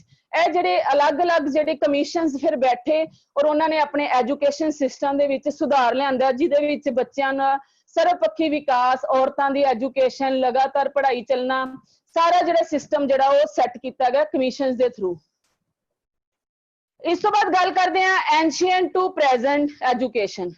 ਕਹਿੰਦੇ ਐਂਸ਼ੀਐਂਟ ਪੁਰਾਤਨ ਕਾਲ ਤੋਂ ਨਵੀਂ ਐਜੂਕੇਸ਼ਨ ਦੇ ਵਿੱਚ ਜਿਹੜਾ ਸਾਡਾ ਇੰਡੀਪੈਂਡੈਂਸ ਤੋਂ ਬਾਅਦ ਦੀ ਜਿਹੜੀ ਐਜੂਕੇਸ਼ਨ ਹੈ, ਆਜ਼ਾਦੀ ਤੋਂ ਬਾਅਦ ਦੀ ਐਜੂਕੇਸ਼ਨ ਆ, ਉਹ ਹੈਗੀ ਹੈ ਡਾਕਟਰ ਰਾਧਾ ਕ੍ਰਿਸ਼ਨਨ ਜਿਹੜੇ ਹੈ ਸਾਡੇ, ਉਹਨਾਂ ਦਾ ਜਿਹੜਾ ਕਮਿਸ਼ਨ ਹੈ 1948 ਦੇ ਵਿੱਚ ਜਿਹੜਾ ਉਹਨਾਂ ਨੇ ਇੱਕ ਕਮਿਸ਼ਨ ਬਣਾਇਆ ਐਜੂਕੇਸ਼ਨ ਸਿਸਟਮ ਨੂੰ ਲੈ ਕੇ, ਉਹ 1948 ਦੇ ਵਿੱਚ ਜਿਹੜਾ ਹੈ ਉਹ ਲਾਗੂ ਕੀਤਾ ਗਿਆ। ਰਾਧਾ ਕ੍ਰਿਸ਼ਨ ਦੀ ਰਿਪੋਰਟ ਵਿੱਚ ਕਹਿੰਦੇ ਕਿ ਉਹਨਾਂ ਨੇ ਸਿੱਖਿਆ, ਔਰਤਾਂ ਨੂੰ ਸਿੱਖਿਆ ਪ੍ਰਤੀ ਮੌਕਾ ਮਿਲਣਾ ਚਾਹੀਦਾ ਹੈ। ਉਹਦੇ ਵਿੱਚ ਉਹਨਾਂ ਨੇ ਲਿਖਿਆ ਕਿ ਔਰਤਾਂ ਨੂੰ ਵੀ ਸਿੱਖਿਆ ਪ੍ਰਤੀ ਜਿਹੜਾ ਹੈ ਉਹ ਸਿੱਖਿਅਤ ਕਰਨਾ ਚਾਹੀਦਾ ਹੈ ਤੇ ਆਤਮਿਕ ਜੀਵਨ ਦੀ ਜਿਹੜੀ ਹੈ ਸ਼ੁਰੂਆਤ ਕਰਨੀ ਚਾਹੀਦੀ ਹੈ। ਰਾਧਾ ਕ੍ਰਿਸ਼ਨ ਅਨੁਸਾਰ ਕਹਿੰਦੇ ਕਿ ਜਿਹੜੀ ਐਜੂਕੇਸ਼ਨ ਹੈ ਕੇਵਲ ਰੋਜੀ ਰੋਟੀ ਕਮਾਉਣ ਦਾ ਸਾਧਨ ਨਹੀਂ ਹੈ। ਉਸ ਤੋਂ ਬਾਅਦ ਸਾਡਾ ਸ਼ੁਰੂ ਹੋ ਜਾਂਦਾ ਹੈ 1952 ਤੇ 1953 ਦੇ ਵਿੱਚ secondary education commission. Secondary education commission ਦੇ ਵਿੱਚ ਕਹਿੰਦੇ ਉਹਨਾਂ ਨੇ ਲੋਕਤੰਤਰਿਕ ਨਾਗਰਿਕ ਦਾ ਵਿਕਾਸ ਕੀਤਾ, ਅਗਵਾਈ ਗੁਣਾਂ ਦਾ ਵਿਕਾਸ ਕੀਤਾ, ਕਿੱਤਾ ਮੁਖੀ ਨਿਪੁੰਨ ਵਿੱਚ ਸੁਧਾਰ ਕੀਤਾ ਤੇ ਵਿਅਕਤੀਗਤਾ ਦਾ ਜਿਹੜਾ ਵਿਕਾਸ ਕੀਤਾ, ਉਸ ਦੀ ਸੈਲਫ ਜਿਹੜੀ ਡਿਵੈਲਪਮੈਂਟ, ਉਹਦੇ ਵਿਕਾਸ ਵਾਸਤੇ ਇਸ ਕਮਿਸ਼ਨ ਦੇ ਵਿੱਚ ਜਿਹੜੇ ਹੈ ਰੂਲ ਐਂਡ ਰੈਗੂਲੇਸ਼ਨ ਬਣਾਏ ਗਏ। ਉਸ ਤੋਂ ਬਾਅਦ ਆ ਜਾਂਦਾ 1964 ਤੋਂ 1966 ਦਾ Indian education commission. Indian education commission ਜਦੋਂ ਬੈਠਾ, ਉਸਨੇ ਜਿਹੜੀਆਂ ਸਿੱਖਿਆ ਦਾ ਜਿਹੜਾ ਸਰੂਪ ਹੈ ਦੱਸਿਆ ਕਿ ਬਹੁਤ ਗਤੀਸ਼ੀਲ ਹੈ। ਇਹਦੇ ਵਿੱਚ ਕਹਿੰਦਾ ਕਿ ਮਨੁੱਖੀ ਇਤਿਹਾਸ ਦੀ ਸ਼ੁਰੂਆਤ ਤੋਂ ਹੀ ਸਿੱਖਿਆ ਕਈ ਪੜਾਵਾਂ ਚੋਂ ਲੰਘਦੀ ਹੈ। ਪਹਿਲਾਂ ਵੀ ਅਸੀਂ ਗੱਲ ਕਰ ਚੁੱਕੇ ਹਾਂ ਕਿ ਸਾਰੀ ਉਮਰ ਜਿਹੜਾ ਇਨਸਾਨ ਹੈ ਉਹ ਕੁਝ ਨਾ ਕੁਝ ਸਿੱਖਦਾ ਰਹਿੰਦਾ, ਕਿਸੇ ਨਾ ਕਿਸੇ ਤੋਂ ਸਿੱਖਦਾ ਰਹਿੰਦਾ ਹੈ। ਕੱਲਾ ਟੀਚਰ ਜਿਹੜਾ ਜਾਂ ਕੱਲਾ ਅਧਿਆਪਕ ਹੀ ਜਿਹੜਾ ਉਹ ਸਿੱਖਿਆਰਥੀ ਨੂੰ, ਵਿਦਿਆਰਥੀ ਨੂੰ ਸਿੱਖਿਆ ਨਹੀਂ ਦਿੰਦਾ, ਉਹ ਆਪਣੇ ਆਲੇ ਦੁਆਲੇ, ਆਪਣੇ ਘਰ ਪਰਿਵਾਰ, ਭੈਣ ਭਰਾ, ਦੋਸਤਾਂ ਮਿੱਤਰਾਂ ਤੋਂ ਸਾਰੀ ਜ਼ਿੰਦਗੀ ਕੁਛ ਨਾ ਕੁਛ ਜਿਹੜਾ ਉਹ ਸਿੱਖਦਾ ਰਹਿੰਦਾ ਹੈ। ਇਹ ਜਿਹੜਾ ਇੰਡੀਅਨ ਐਜੂਕੇਸ਼ਨ ਕਮਿਸ਼ਨ ਦੇ ਵਿੱਚ ਉਸਨੇ 900 ਸਫ਼ਿਆਂ ਦਾ ਜਿਹੜਾ ਇੱਕ ਸਿੱਖਿਆ ਸ਼ਾਸਤਰੀ ਵੱਲੋਂ ਜਿਹੜਾ ਕਮਿਸ਼ਨ ਦੀ ਰਚਨਾ ਕੀਤੀ ਗਈ ਔਰ ਇਸ ਦੀ ਜਿਹੜੀ ਕੀਮਤ ਹੈ 14,16,918 ਔਰ ਇਹਦੇ ਜਿਹੜੇ ਪੇਜ ਸੀ, ਵਰਕੇ ਸੀ, ਜਿਹੜੇ ਪੰਨੇ ਸੀ, ਉਹ 900 ਪੰਨਿਆਂ ਦੇ ਵਿੱਚ ਇਹ ਸਾਰਾ ਕਮਿਸ਼ਨ ਜਿਹੜਾ ਹੈ ਕੰਪਲੀਟ ਕੀਤਾ ਗਿਆ।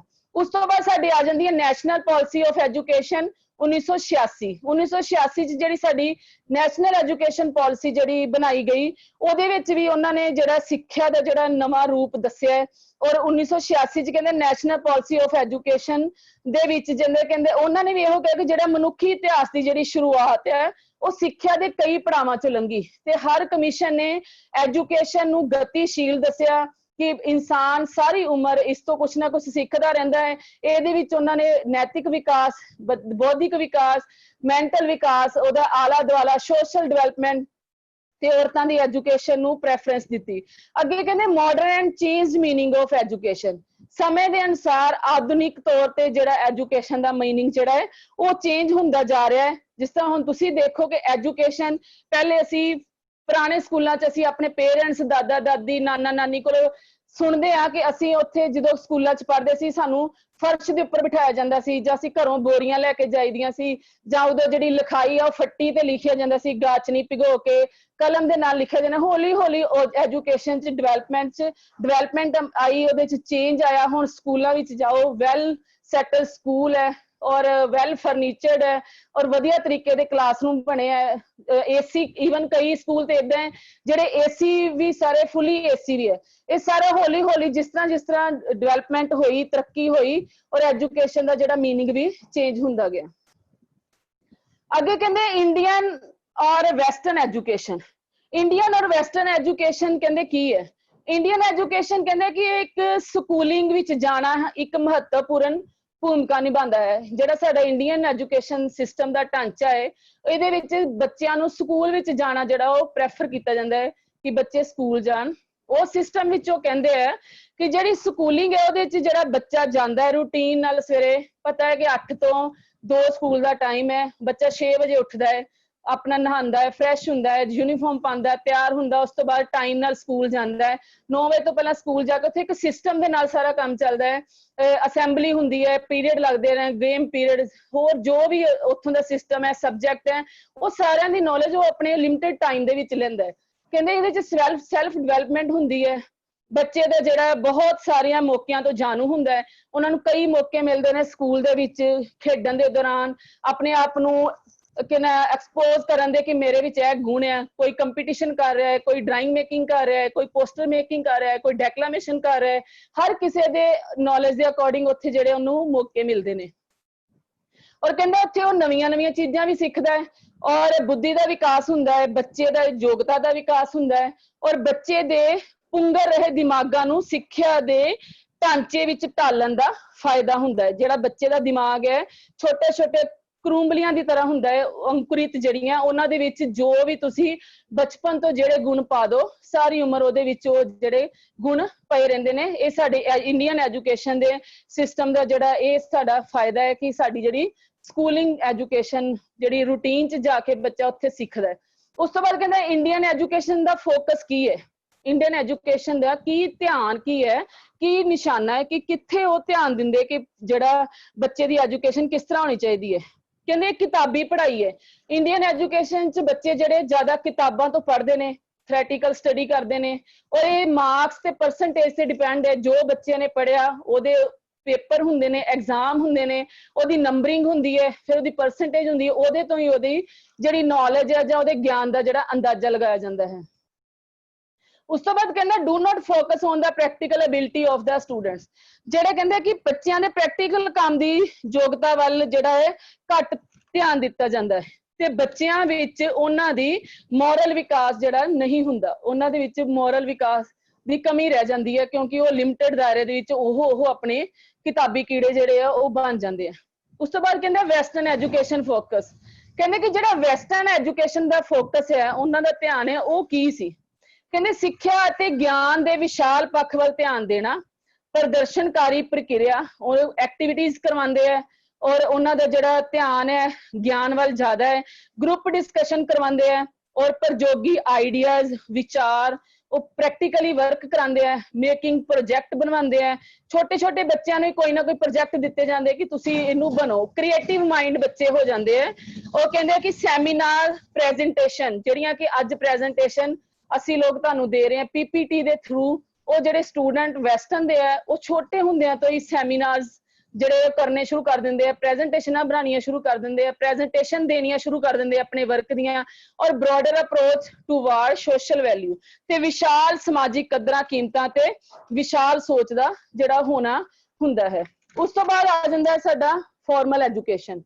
ਫਾਰਮਲ ਐਜੂਕੇਸ਼ਨ ਦੇ ਵਿੱਚ ਕਹਿੰਦੇ ਆ ਕਿ ਰਸਮੀ ਜਿਹੜੀ ਸਿੱਖਿਆ ਹੈ, ਜਿਸ ਤਰ੍ਹਾਂ ਅਸੀਂ ਪਿੱਛੇ ਵੀ ਦੱਸ ਚੁੱਕੇ ਹਾਂ ਨੈਰੋ ਮੀਨਿੰਗ ਦੇ ਵਿੱਚ ਕਿ ਇੱਕ ਲਿਮਟਿਡ ਪੀਰੀਅਡ ਦੇ ਵਿੱਚ ਕਰਾਈ ਜਾਂਦੀ ਹੈ।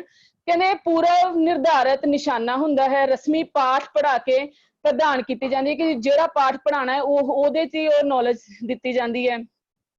ਨਰਸਰੀ ਤੋਂ kindergarten but often formal education begin in elementary school and continues with secondary school. ਮਤਲਬ ਛੋਟੇ ਬੱਚਿਆਂ ਤੋਂ ਪਹਿਲਾਂ ਨਰਸਰੀ 'ਚ ਦਾਖਲ ਹੁੰਦੇ ਆ, ਕਿੰਡਰਗਾਰਟਨ 'ਚ ਹੁੰਦੇ ਆ, ਫਿਰ ਐਲੀਮੈਂਟਰੀ ਸਕੂਲ 'ਚ ਜਾਂਦੇ। ਇਸ ਤਰ੍ਹਾਂ ਉਹ ਲਿਮਟਿਡ ਟਾਈਮ ਦੇ ਵਿੱਚ, ਲਿਮਟਿਡ ਸਮੇਂ ਦੇ ਵਿੱਚ ਆਪਣੀ ਐਜੂਕੇਸ਼ਨ ਨੂੰ ਪੂਰਾ ਕਰਦੇ ਆ। ਕਹਿੰਦੇ ਇੱਕ ਖਾਸ ਪੜਾਅ ਤੋਂ ਸ਼ੁਰੂ ਹੁੰਦੀ ਹੈ ਤੇ ਖਤਮ ਹੁੰਦੀ ਹੈ।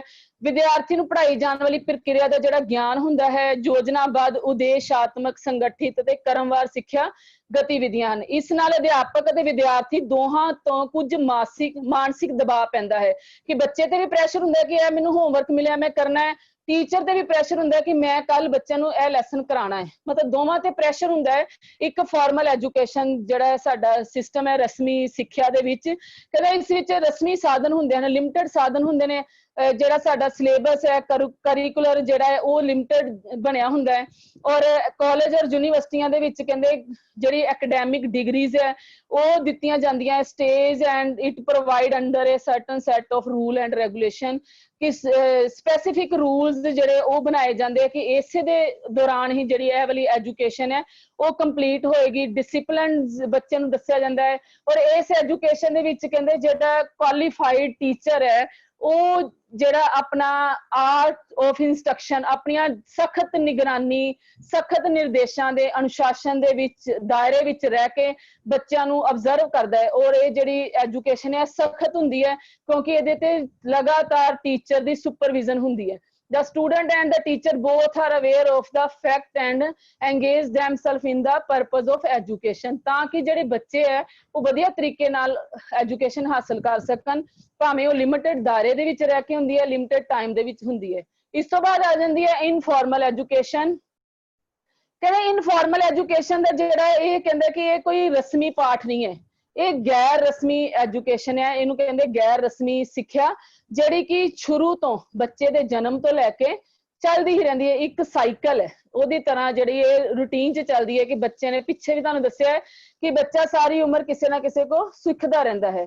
ਫਿਰ ਇਹਦੀ ਜਿਹੜੀ ਲਰਨਿੰਗ ਮੈਥਡ ਹੈ ਇਹ ਈਜ਼ੀ ਹੁੰਦੇ ਹੈ, ਉਹ ਕਿਸੇ ਨਾ ਕਿਸੇ ਤਰੀਕੇ ਤੋਂ ਇਹ ਸਿੱਖਦੇ ਆ। ਸਿੱਖਣ ਵਾਲੇ ਨੇ ਜਿਹਾ ਕੋਈ ਗਿਆਨ ਨਹੀਂ ਹੁੰਦਾ ਕਿ ਮੈਂ ਇਹ ਸਿੱਖ ਰਿਹਾ, ਜਾਂ ਸਿਖਾਉਣ ਵਾਲੇ ਨੂੰ ਕੋਈ ਨਹੀਂ ਹੁੰਦਾ ਕਿ ਮੈਂ ਕਿਸੇ ਨੂੰ ਸਿਖਾ ਰਿਹਾ, ਪਰ ਆਟੋਮੈਟਿਕ ਜਿਹੜੀ ਹੈ ਉਹ ਗੈਰ ਰਸਮੀ ਐਜੂਕੇਸ਼ਨ ਜਿਹੜੀ ਅਸੀਂ ਇੱਕ ਦੂਸਰੇ ਕੋਲੋਂ ਹਾਸਲ ਕਰਦੇ ਰਹਿੰਦੇ ਆ।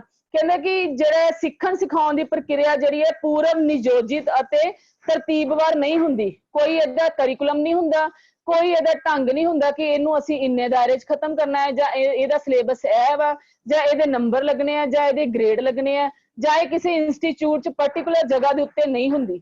ਇਹ ਇੱਕ ਇਨਫਾਰਮਲ ਐਜੂਕੇਸ਼ਨ ਹੈ ਜਿਹੜੀ ਇੱਕ ਨਾ ਕਿਸੇ ਇੰਸਟੀਚਿਊਟ 'ਚ ਹੁੰਦੀ ਹੈ, ਨਾ ਕਿਸੇ ਸਕੂਲ 'ਚ ਹੁੰਦੀ ਹੈ, ਨਾ ਕਿਸੇ ਕਾਲਜ 'ਚ ਹੁੰਦੀ ਹੈ, ਔਰ ਇਹ ਜਿਹੜੀ ਅਸੀਂ ਸਾਰੀ ਉਮਰ ਸਿੱਖਦੇ ਰਹਿੰਦੇ ਹਾਂ। ਨਾ ਕੋਈ ਇਹਦਾ ਫਿਕਸ ਟਾਈਮ ਟੇਬਲ ਹੁੰਦਾ ਹੈ ਕਿ ਇਸੇ ਟਾਈਮ ਟੇਬਲ ਦੇ ਵਿੱਚ ਇਹ ਵਾਲੀ ਐਜੂਕੇਸ਼ਨ ਕਰਵਾਈ ਜਾਣੀ ਹੈ, ਜਾਂ ਇਹਦਾ ਇਹ ਕਰਿਕੂਲਮ ਹੈ, ਇਹ ਇਹਦਾ ਢਾਂਚਾ ਹੈ, ਇਹ ਨੰਬਰ ਲੱਗਣੇ ਆ। ਜਿਸ ਤਰ੍ਹਾਂ ਕਿ ਅਸੀਂ ਹੁਣ ਕਈ ਵਾਰੀ ਐਜੂਕੇਸ਼ਨ ਜਿਹੜੀ ਹੈ ਪਾਰਟ ਟਾਈਮ ਜਾਂ ਕੋਈ ਆਨਲਾਈਨ ਐਜੂਕੇਸ਼ਨ ਸ਼ੁਰੂ ਕਰ ਦਿੰਦੇ ਹਾਂ, ਨਾਲ ਨਾਲ ਅਸੀਂ ਆਪਣੀ ਜੌਬ ਵੀ ਕਰਦੇ ਹਾਂ, ਨਾਲ ਨਾਲ ਅਸੀਂ ਆਪਣੀ ਕੋਈ ਪੜ੍ਹਾਈ ਵੀ ਕਰਦੇ ਹਾਂ। ਉਹ ਸਾਰੀ ਜਿਹੜੀ ਹੈ ਇਨਫਾਰਮਲ ਹੁੰਦੀ ਹੈ, ਜਿਹੜੀ ਕਿ ਕਿਸੇ ਲਿਮਟਿਡ ਟਾਈਮ ਜਾਂ ਲਿਮਟਿਡ ਦਾਇਰੇ ਦੇ ਵਿੱਚ ਨਹੀਂ ਹੁੰਦੀ, ਖੁੱਲੀ ਜਿਹੜੀ ਸਿੱਖਿਆ ਹੁੰਦੀ ਹੈ। ਇਸ ਤੋਂ ਬਾਅਦ ਅਸੀਂ ਗੱਲ ਕਰਦੇ ਹਾਂ ਏਮ ਆਫ ਐਜੂਕੇਸ਼ਨ। ਇੱਕ ਫਲੋ ਚਾਰਟ 'ਚ ਤੁਹਾਨੂੰ ਐਜੂਕੇਸ਼ਨ ਦਾ ਸਾਰਾ ਸਾਈਕਲ ਦੱਸਿਆ ਗਿਆ ਕਿ ਇਹਦੇ social aim, spiritual, vocational, cultural, moral, intellectual aim ਤੇ ਡਿਫਰੈਂਟ ਕਮਿਸ਼ਨਸ, ਇੰਡੀਵਿਜੂਅਲ ਏਮ, ਜਿਹੜੇ ਸਾਰੇ ਇਹ ਸਾਡੀ ਸਿੱਖਿਆ ਦੇ ਜਿਹੜੇ ਉਦੇਸ਼ ਹੈ, ਏਮਸ ਹੈ। ਕਹਿੰਦੇ ਏਮ ਆਫ ਐਜੂਕੇਸ਼ਨ 'ਚ ਇੰਡੀਵਿਜੂਅਲ ਏਮ ਦੇ ਵਿੱਚ ਕੀ ਹੁੰਦਾ ਹੈ? ਡਿਵੈਲਪਮੈਂਟ ਹੁੰਦੀ ਹੈ, ਕਹਿੰਦਾ ਵਿਅਕਤੀਗਤ ਦਾ ਜਿਹੜਾ ਵਿਕਾਸ ਹੁੰਦਾ ਹੈ, ਸਮਾਜਿਕ ਜਿਹੜੀ ਮੋਰਲ, ਜਿਹੜੀ ਸਪਿਰਿਚੁਅਲ ਡਿਵੈਲਪਮੈਂਟ ਹੁੰਦੀ ਹੈ, ਆਪਣੇ ਸੱਭਿਆਚਾਰ ਦੀ ਜਿਹੜੀ ਉਹ ਡਿਵੈਲਪਮੈਂਟ ਹੁੰਦੀ ਹੈ, ਸਾਨੂੰ ਆਪਣੇ ਸੱਭਿਆਚਾਰ ਨੂੰ ਸੰਭਾਲਣ ਦਾ ਪਤਾ ਲੱਗ ਜਾਂਦਾ ਹੈ, ਉਹਦੀ ਜਾਣਕਾਰੀ ਹੋ ਜਾਂਦੀ ਹੈ। ਜਿਸ ਤਰ੍ਹਾਂ ਕਿ ਹੁਣ ਸਾਡੇ ਪੰਜਾਬੀ ਸੱਭਿਆਚਾਰ ਨੂੰ ਲੈ ਕੇ ਤੁਸੀਂ ਦੇਖੋ ਕਿ ਉਹ ਵਿਰਸਾ ਬੱਚਿਆਂ ਨੂੰ ਭੁੱਲਦਾ ਜਾ ਰਿਹਾ ਹੈ। ਉਸ ਨੂੰ ਸੰਭਾਲਣ ਦੇ ਲਈ ਸਾਡੇ ਪੰਜਾਬ ਸਰਕਾਰਾਂ ਨੇ ਜਾਂ ਹੋਰ ਵੀ ਜਿਨ੍ਹਾਂ ਨੇ ਵੀ ਉਸ ਵਿਰਸੇ ਨੂੰ ਸੰਭਾਲਣ ਲਈ ਪੁਰਾਣੀਆਂ ਚੀਜ਼ਾਂ ਨੂੰ ਸੰਭਾਲ ਕੇ ਮਿਊਜ਼ੀਅਮ ਦੇ ਵਿੱਚ ਕਨਵਰਟ ਕਰਤਾ ਹੈ ਕਿ ਬੱਚੇ ਆਉਣ, ਉਹਨਾਂ ਨੂੰ ਵੇਖਣ। ਜਿਸ ਤਰ੍ਹਾਂ ਅਨੰਦਪੁਰ ਸਾਹਿਬ ਵਿਰਾਸਤ-ਏ ਖਾਲਸਾ ਹੈ, ਸਾਡਾ ਇਤਿਹਾਸ ਉੱਥੇ ਦਿਖਾਇਆ ਗਿਆ ਹੈ। ਹੋਰ ਵੀ ਮਿਊਜ਼ੀਅਮ ਸਾਡੇ ਪੰਜਾਬ ਦੇ ਵਿੱਚ ਬਣੇ ਹੈ, ਜਿੱਥੇ ਅਸੀਂ ਜਾ ਕੇ ਸਾਡਾ ਪਿੰਡ ਹੈ, ਹਵੇਲੀ ਹੈ, ਉੱਥੇ ਪੁਰਾਣਾ ਕਲਚਰ ਦਰਸਾਇਆ ਗਿਆ ਹੈ, ਤਾਂ ਕਿ ਸਾਡੇ ਬੱਚਿਆਂ ਨੂੰ ਪਤਾ ਲੱਗੇ ਕਿ ਪਹਿਲਾਂ ਬੈਲ ਗੱਡੀਆਂ ਹੁੰਦੀਆਂ ਸੀ, ਪਹਿਲਾਂ ਘੋੜੇ ਹੁੰਦੇ ਸੀ, ਪਾਲਕੀਆਂ ਹੁੰਦੀਆਂ ਸੀ, ਡੋਲੀਆਂ ਹੁੰਦੀਆਂ ਸੀ। ਇਹ ਚੀਜ਼ਾਂ ਜਿਹੜੀਆਂ ਵਿਸਰਦੀਆਂ ਜਾ ਰਹੀਆਂ, ਉਹਨਾਂ ਸਾਰੀਆਂ ਚੀਜ਼ਾਂ ਤੋਂ ਜਾਣੂ ਕਰਾਉਣ ਦੀ ਜਿਹੜੀ ਹੈ ਅੰਦਰ ਜਿਹੜੀ ਸਾਡੇ ਡਿਵੈਲਪਮੈਂਟ ਹੁੰਦੀ ਕਿ ਅਸੀਂ ਆਪਣੇ ਵਿਰਸੇ ਨੂੰ ਸੰਭਾਲ ਕੇ ਰੱਖਣਾ ਹੈ, ਆਪਣੇ ਸੱਭਿਆਚਾਰ ਨੂੰ ਸੰਭਾਲ ਕੇ ਰੱਖਣਾ ਹੈ। ਉਸ ਤੋਂ ਬਾਅਦ ਕਹਿੰਦਾ ਡਿਵੈਲਪਮੈਂਟ ਹਾਰਮੋਨੀਅਸ ਡਿਵੈਲਪਮੈਂਟ ਹੁੰਦੀ ਹੈ, ਸੁਮੇਲ ਜਿਹੜਾ ਉਹਦੇ 'ਚ ਵਾਧਾ ਹੁੰਦਾ ਹੈ, ਆਪਸੀ ਤਾਲਮੇਲ, ਇੱਕ ਦੂਜੇ ਨਾਲ ਮਿਲਣ ਵਰਤਾਉਣ ਵਾਲਾ ਜਿਹੜਾ ਹੈ ਉਹਦੇ ਵਿੱਚ ਜ਼ਿਆਦਾ ਮੇਲ ਮਿਲਾਪ ਦੀ ਭਾਵਨਾ ਜਿਹੜੀ ਹੈ ਉਹ ਵੱਧਦੀ ਹੈ। ਫਿਰ ਕਹਿੰਦਾ ਪ੍ਰਮੋਟ ਪੋਜ਼ਿਟਿਵ ਫਿਜ਼ੀਕਲ ਡਿਵੈਲਪਮੈਂਟ, ਜਿਹੜੀ ਪੋਜ਼ਿਟਿਵ ਤੇ ਫਿਜ਼ੀਕਲ ਉਹਦੀ ਸਰੀਰਕ ਜਿਹੜੀ ਹੈ ਉਹਦਾ ਵਿਕਾਸ ਹੁੰਦਾ ਹੈ, ਸਰੀਰਕ ਪੱਖੋਂ ਤੰਦਰੁਸਤ ਹੁੰਦਾ ਹੈ, ਆਪਣੀ ਬੋਡੀ ਦੇ ਵੱਲ ਧਿਆਨ ਦਿੰਦਾ ਹੈ, ਸਰੀਰ ਵੱਲ ਧਿਆਨ ਦਿੰਦਾ ਹੈ। ਫਿਰ ਕਹਿੰਦਾ development of right personality, good personality, ਉਹਦੀ ਸ਼ਖਸੀਅਤ ਦਾ ਨਿਖਾਰ ਹੁੰਦਾ ਹੈ, ਉਹਦੇ 'ਚ ਗੁੱਡ ਸਿਟੀਜ਼ਨ, ਚੰਗੀ ਨਾਗਰਿਕਤਾ ਦੇ ਗੁਣ ਆਉਂਦੇ ਹੈ। ਗੁੱਡ ਲੀਡਰਸ਼ਿਪ, ਕਹਿੰਦੇ ਲੀਡਰਸ਼ਿਪ, ਨੇਤਾ ਦੀ ਭਾਵਨਾ ਆਉਂਦੀ ਹੈ।